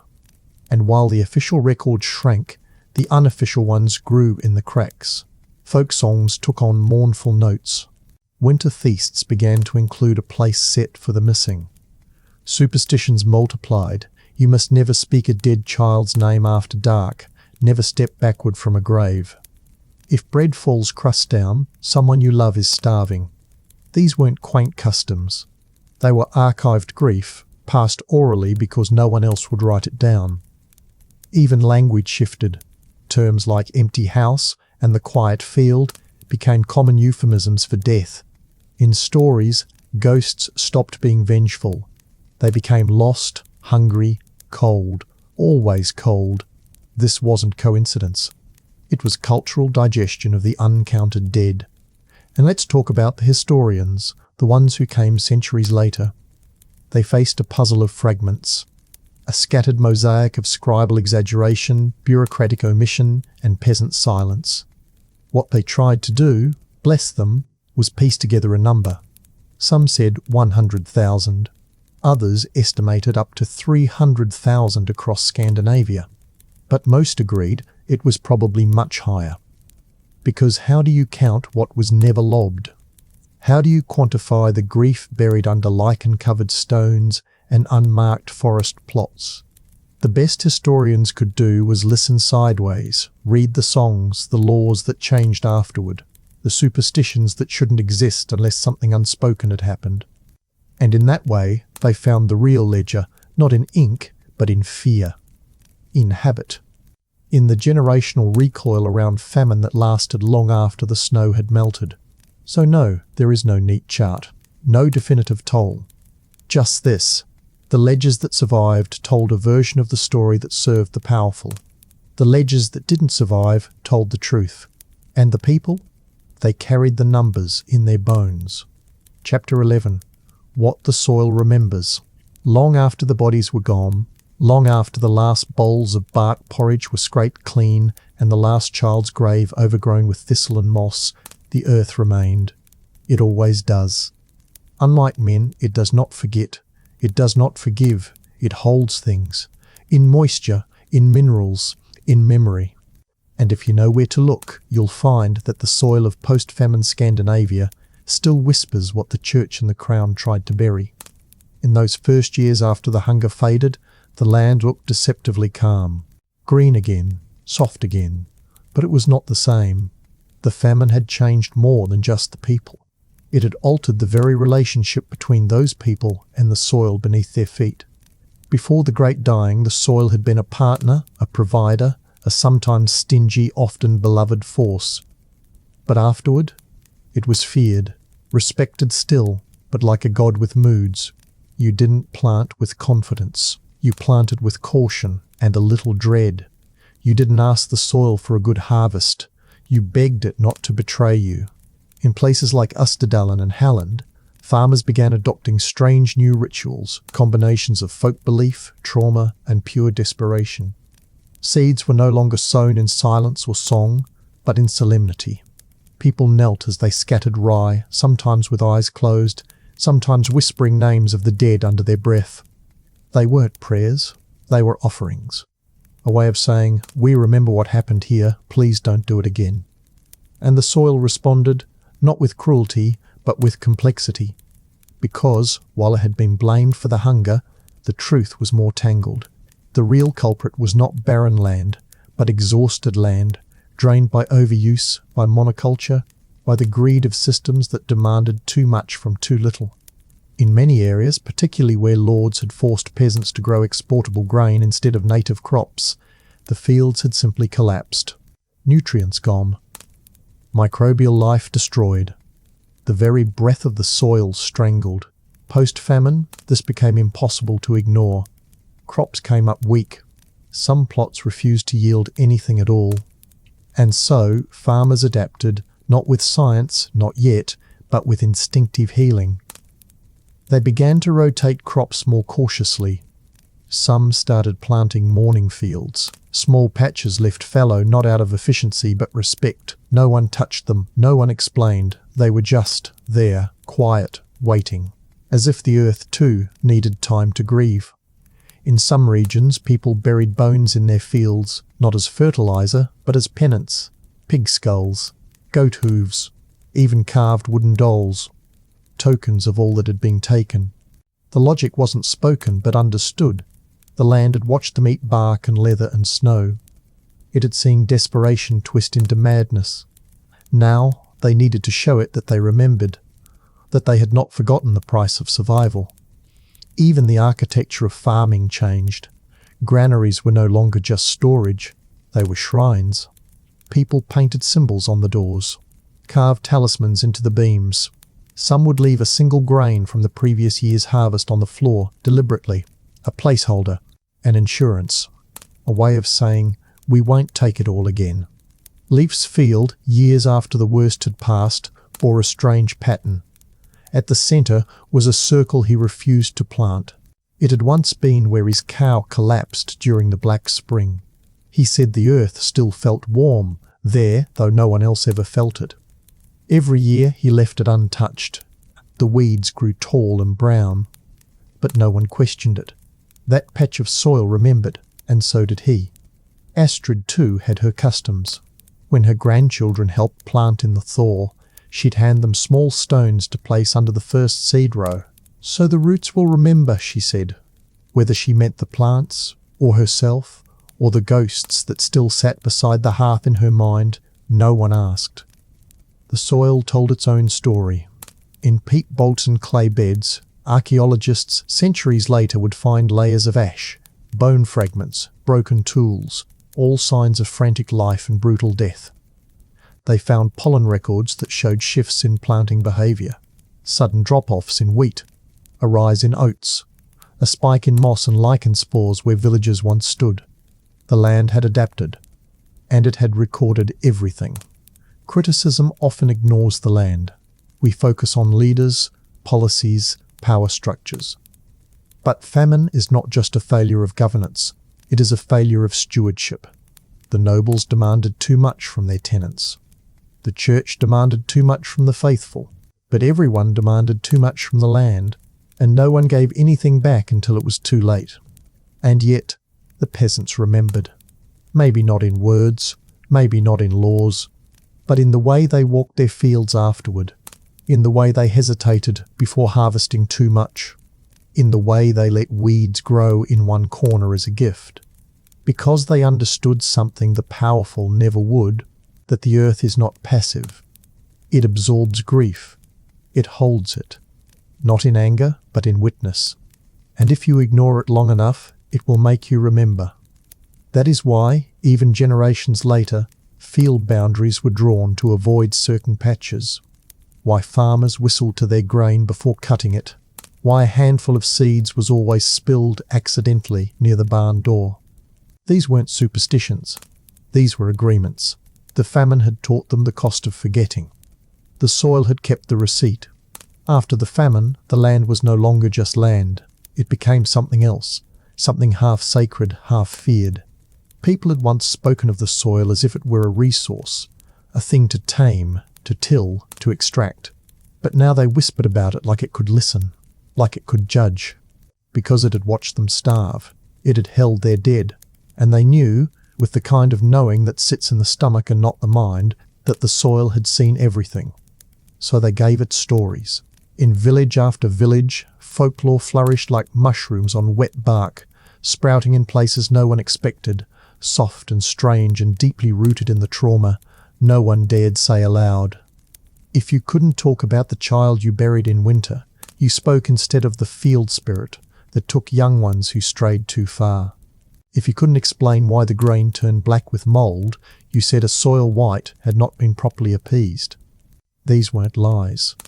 They were translations, emotional truth spoken in the language of myth. In coastal Norway, fishermen whispered of the hungry ground, a patch of earth near the edge of certain villages where plants refused to grow. Even animals avoided it. Locals claimed the ground ate those who walked it during bad harvests. Some placed pebbles at its border as tribute. Others poured a drop of milk on it when they could spare any. Not because they believed it would work, but because they remembered what happened when they didn't respect what they couldn't understand. And in Sweden, among the fields still too thin to trust, children were warned never to pluck the first flower of spring. Not because it was rare or beautiful, but because it belonged to the dead. Let them take the first bloom, the elders would say. We took too much last time. The idea that the earth owed the living had been turned upside down. Now the living owed the dead and the dirt. This new relationship with the land wasn't just spiritual. It was practical survival repackaged as belief. People had learned, through rot, mould and ash, that the land was not limitless, that it bruised, that it could strike back not with fury, but with silence. The silence of bare fields, of seed that didn't sprout, of roots that turned to mush, so they began to treat it differently. Farming tools were no longer stored haphazardly. In some regions, it became custom to rest the plough blade on a stone overnight rather than leaving it in the dirt, lest it cut the earth in its sleep. Superstition? Maybe. Or maybe just the trauma of too many failed seasons turned into ritual. Some peasants began naming their fields, not farms' fields. Individual plots of land were given names like Widow's Breath, The Thin Place, or Hope's Edge. A name, after all, is a kind of agreement. You name what you fear. You name what you hope will spare you next time. You name what you can't control, so you don't forget it has power. Because power, even in dirt, demands memory. Leaf had a patch he called the sleep side. No one knew why. He never explained it. But he never planted there again after the famine. He'd walk around it, sometimes stop, nod. Once he was seen placing a sprig of juniper at its corner and muttering, "Not a prayer, just something old, something remembered." And Astrid's family, generations later, still scattered salt at the edge of their barley field during the first spring frost. "Keeps the breath in," they'd say. Breath of what? No one clarified. But they did it, every year, without fail. Meanwhile, the church tried to contain these practices, as they always did. Priests condemned the soil spirits, the seed songs, the tiny offerings left at tree roots. They called them pagan echoes, sinful relics. Some parishes began fining farmers who hung witch bundles near their granaries, little bags of herb, bone and thread meant to keep rot from the rye. But enforcement was half-hearted. Even some priests, especially the rural ones, had mothers who had whispered to the wheat before harvest. Because belief grows like lichen, slow, soft and in shadows. And you can't sermon it away once it's soaked into the habits of a people who survived hell. And here's the great irony. The very systems that had abandoned the peasants during famine, nobles, bishops, bureaucrats began to copy the language of the peasants when it suited them. Nobles carved runes into storage barns. Clergy began blessing fields with salt water, mimicking folk customs while pretending they were holy rites. It wasn't respect, it was absorption. Power saw that belief had taken root in the dirt and wanted to own it. But the peasants knew the difference. Because their rituals weren't about control, they were about not forgetting. Every knot tied in twine, every doll buried at the edge of a field, every whispered apology to the ground before planting. It was all memory, a language for the trauma that no scroll recorded. A pact between the people and the land they'd bled into. And the earth? It accepted all of it. Not with miracles, not with bounty, but with quiet, uneven forgiveness. The harvests returned slowly. Greying reappeared. Livestock rebounded. But things were never again as they were before. People planted with suspicion, ate with humility, saved with obsession. The storage cellars were never empty again, not out of greed, but out of terror. No one wanted to look at a child and wonder which tree they'd be buried beneath. Criticism? It lingers in the roots of every superstition, because none of this had to happen. The people didn't tie knots and bury dolls because the land failed them. They did it because power failed them, and the land was all they had left to speak to. The rituals that bloomed after the famine weren't signs of ignorance. They were scars, carved carefully, tended like crops, passed down like heirlooms. So when we say the soil remembers, we don't mean metaphor. We mean it literally, in layers of ash, in changed planting patterns, in stories that smell like moss and smoke. The land kept the record that the scribes refused to write. And when the wind crosses certain fields in Scandinavia, even today, it doesn't whistle. It hums. Chapter 12, The Illusion of Recovery. By the time the church bells rang clearly again, by the time the barns were full enough to creak and the fields rolled green as though they'd never browned with death, the famine was officially over. Clerks dusted off their ledgers. Nobles resumed collecting rents. Marriages resumed. Baptisms returned. The world on the surface had righted itself. But under the surface, a quiet fracture ran through everything. because what happened next wasn't recovery. It was performance. The great pretense. A thin, brittle smile stretched across a face that still hadn't stopped shaking. People acted like life was normal again, not because it was, but because there was no language yet for how broken everything had become. This is the part of famine history that often gets left out. We romanticize collapse. We obsess over suffering. But rarely do we talk about the uncomfortable years that follow, when food returns but joy doesn't. When systems restart, but the people inside them are still too thin, too afraid, too traumatized to move the same way. That's what recovery looked like in post-famine Scandinavia, a ghost town dressed in new paint.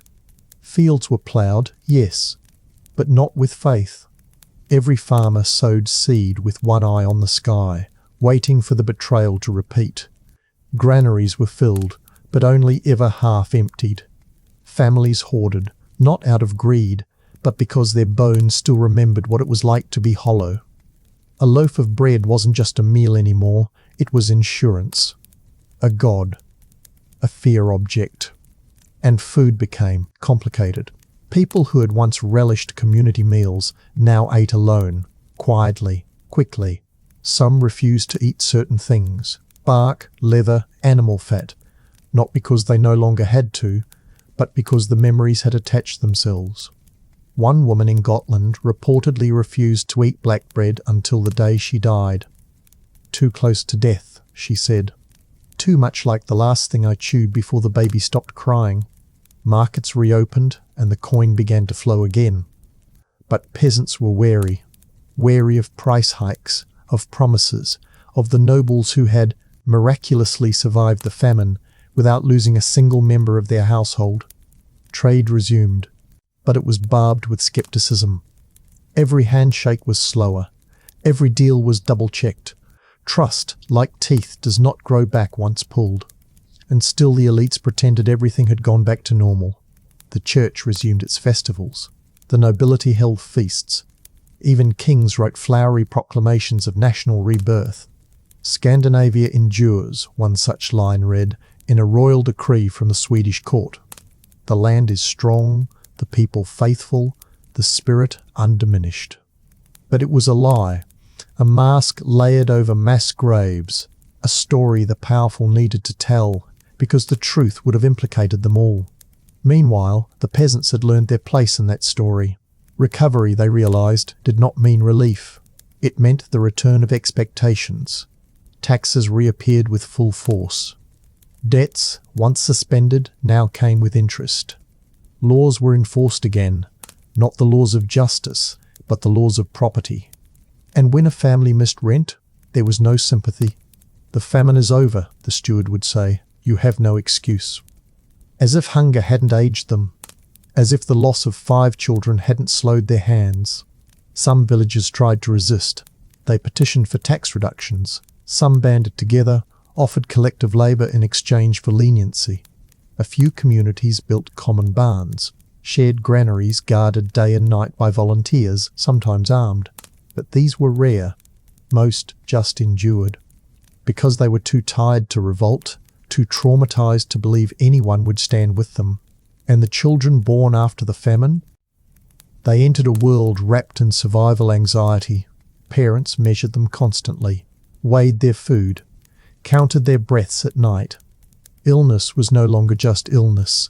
It was the opening crack in a door they remembered all too vividly. Families rationed even in times of plenty. Not out of frugality, but out of muscle memory. Hunger had restructured their very understanding of time. You don't feast in August, you store for January. You don't give away the extra, you dry it.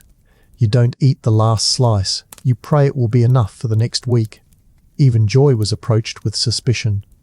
Laughter came slower. Songs became shorter.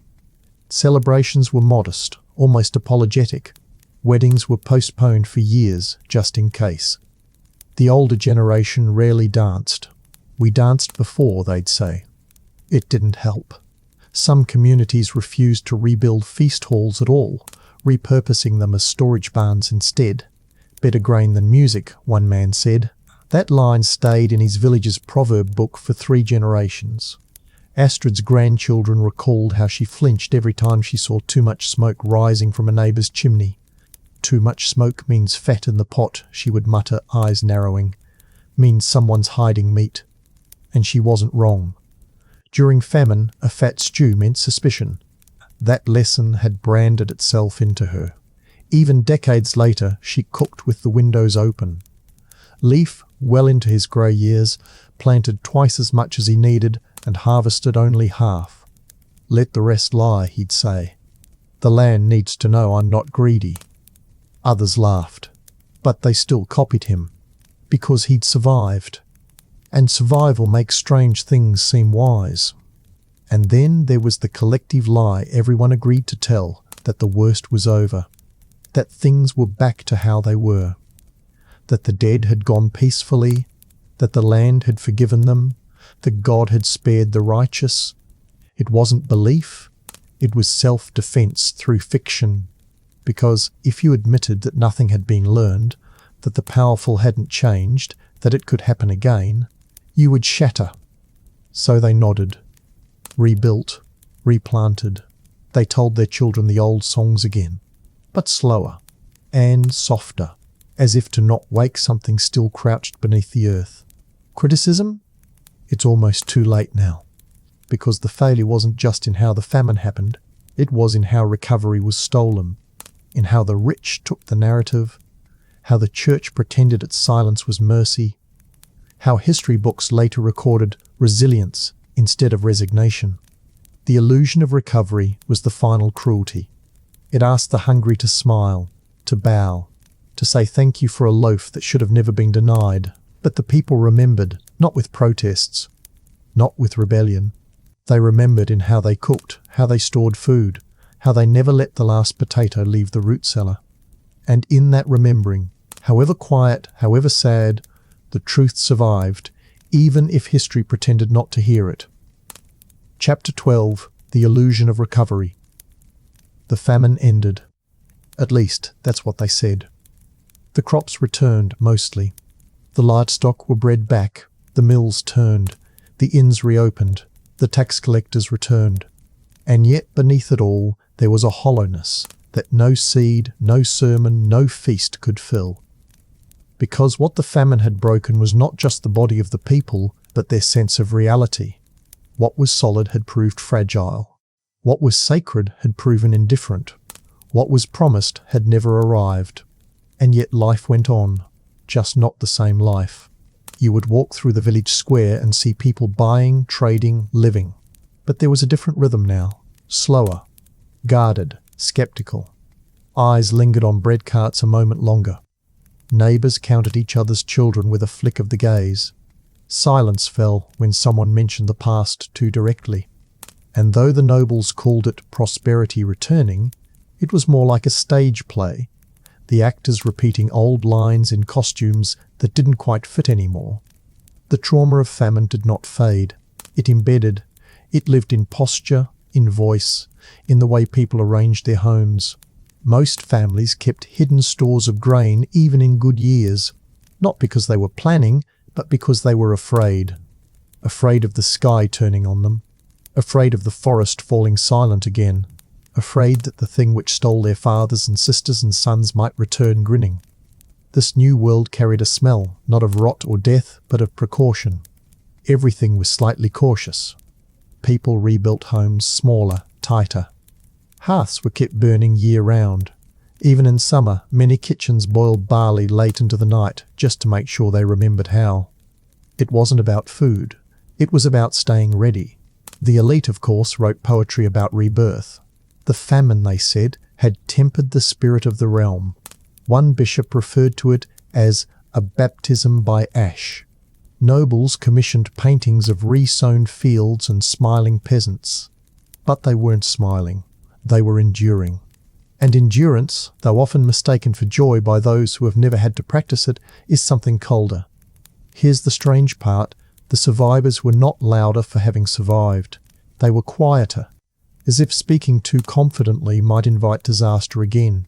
The famine had trained them in a language of restraint. Children were not praised too loudly. Fortunes were not celebrated. Health was not assumed. If someone said this is a good year, an elder would almost always mutter, "For now." And even when the sky was blue, when the grain stood tall and the well ran clean, you could feel it in the background, that waiting. Not paranoia exactly, just awareness, a knowing. That comfort was not a constant, that safety was not a promise, that food was not guaranteed. And once you've lived through the year the bread went silent, you never forget the silence. Recovery also fractured relationships between classes. Trust, already thin, never fully returned. The peasants might kneel in church again, might pay tithes, but they no longer did so with belief. They did it with calculation, with memory, with quiet contempt wrapped in necessity. And the church, sensing this shift, tried to reclaim its voice. Sermons grew more fiery, feast days more extravagant. But it was hollow. The peasants had built their own theology now, one that smelled more of soil than incense. Leif, in his final years, refused to attend the spring blessing of the fields. "They blessed it last time," he said, "and it still buried my brother." Instead, he walked his own land alone, muttering names under his breath, not to saints, but to the trees, to the wind, to the dirt that remembered. He didn't ask it to be kind, he just asked it not to be cruel again. Astrid, long buried by then, had passed down a recipe for porridge, not because it was special, but because it was what they'd eaten during the worst days. Her granddaughter made it once a year on the coldest night with no sugar, no cream, just water, oats, salt. She didn't call it a ritual, she called it knowing better. And that's what recovery really looked like, a culture shaped by caution. A civilization that didn't forget, even when it pretended to. The famine became part of the weather, part of the way people held their spoons, part of the reason no one ever threw away a crust of bread, even if it was black with age. Criticism of the institutions? It didn't need to be spoken aloud anymore. It lived in avoidance. In eyes averted during sermons, in the way villagers walked a little faster past manor walls. The people didn't rise up, not yet, but they no longer believed in protection from above. They relied on each other, on stored grain, on quiet knowledge, on the kinds of systems that didn't wear robes or carry swords. In this way, the illusion of recovery hardened into a kind of generational wisdom. Don't trust too fast. Don't forget who fed you. Don't ever waste what saved you. And never, never believe the ones who say it will never happen again, because the snow remembers, and the soil keeps secrets. And famine, once it is visited, never truly leaves. It just sleeps under fields, behind rituals, inside lullabies, waiting. And so it ended, not with triumph, not with songs, not with some grand reconciliation of heaven and earth. The Scandinavian famine of the medieval centuries simply stopped. The snow thawed. The crops grew. The bodies ceased piling up beside shuttered churches. The priests returned to their pulpits. The tax collectors unrolled their scrolls. The nobles dusted off their silver and welcomed guests again. The world, if you were to glance from the height of a cathedral or a castle tower, appeared healed. But if you walked through the mud of the villages, if you listened carefully to the silences, the shortened sentences, the strange new habits tucked into the corners of daily life, you'd know otherwise. Because famine does not end with the return of food. Famine doesn't live in the mouth. It lives in the mind, in the shoulders, in the pauses between words. It leaves behind echoes that no prayer or coin or ploughshare can ever quite erase. In the aftermath, Scandinavia became two countries. Not geographically, psychologically. There was the official country, the one recorded by monks and lords with tidy lines and clean columns. The country of wheat exports, cathedral restorations, royal marriages, and land transactions. This was the country that declared the famine a dark test of the soul, and moved on to brighter things. This was the version you'll find in court records and religious histories, noble, composed, upright. Then there was the other country, the one written in the dirt, in the kitchen, in the back corner of the barn where someone had once died under a heap of straw because the bed was too cold. The country of whispered superstitions, of seeds blessed by grandmothers instead of saints, of bread stored under floorboards because it felt safer that way. This country didn't declare its resurrection. It limped into the next century wearing the same tattered coat, mumbling to itself about how silence meant safety. They coexisted, awkwardly, unequally, but both were real.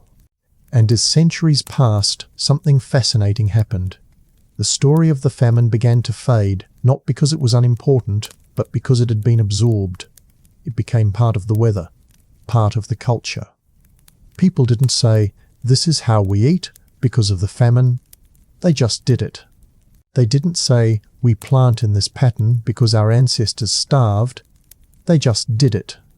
Trauma became tradition, and tradition became identity.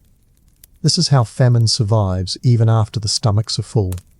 It becomes invisible architecture, support beams hidden behind painted walls. You can't always see the fear anymore, but if you remove it, the whole thing might collapse. In the farmlands of Weistmanland, an 18th century traveller noted how peasants still placed a pinch of flour outside their door before baking. For the old ones, they said. When asked who the old ones were, no one could quite answer, just that it was important, just that it felt wrong not to. He laughed at them in his journal, but the laugh didn't age well, because he mistook survival memory for silliness. He didn't understand that sometimes a ritual is the only history a poor person gets to pass down. And in churchyards, new graves were dug shallower than before. Not because the ground had changed, but because the families, somewhere deep in their bones, had learned not to bury their grief too far out of reach. In case they needed to remember it again, in case they were asked to forget. The children who were born after the hunger carried it differently. They didn't have memories of chewing bark or watching their baby brother go stiff in the cradle, but they inherited it anyway, in the way their parents flinched at waste, in the caution with which they measured sugar, in the way their lullabies always ended on a low note, as if to remind the child, "Don't expect too much from the world, but I'll protect you as long as I can." It is this intergenerational memory that gives famine its deepest roots, because unlike war, which is loud and cinematic and often bracketed by declarations, famine seeps, it leaks. It becomes embedded in the mundane, in how you tie your apron, in how you stir your soup, in how you feel guilty finishing your plate. Leaf, long buried by now, left behind no children. But his tools were found still arranged as he'd left them. His field had never been replanted. His hut collapsed inward eventually, and the forest took it. But beneath the rotted floor, a single jar of barley was discovered. Corked, sealed, untouched. Labelled in a shaking hand for when they come back. They never did. But the message wasn't really for them. It was for anyone who might come after. Astrid's descendants still tell stories of the bad winter. They don't call it famine. They don't cite dates. But they know. One girl refused to eat bread without first breaking off a corner and throwing it into the fire. "So the spirits eat first," she explained to her confused teacher. She didn't know who had told her that. It had simply always been done. Criticism of the powers who failed them? It faded, but not because forgiveness arrived. It faded because those who had the right to be angry were often too tired to pass it down. They didn't have printing presses or legal documents. They had routines, habits, soft curses muttered under breath when a tax was unfair, quiet refusals to attend certain ceremonies, eyes that narrowed at men in velvet robes. It wasn't justice, but it was remembering. And remembering, for the poor, has always been the sharpest weapon available. So what remains? Not just stories, not just numbers. What remains is a worldview, a certain caution layered beneath everything, a sense that the world can tilt at any time, that institutions might fail you, that your neighbours might look the other way, that food is not guaranteed, that suffering, once it has visited a people, doesn't knock twice. It slips in quietly through the cracks you thought you sealed. And what else remains? This, a crust of bread saved in a cloth, a patch of earth left unplanted, a child taught to never take the last bite, a grandmother's hand hovering over a pot, still measuring sorrow by the spoonful.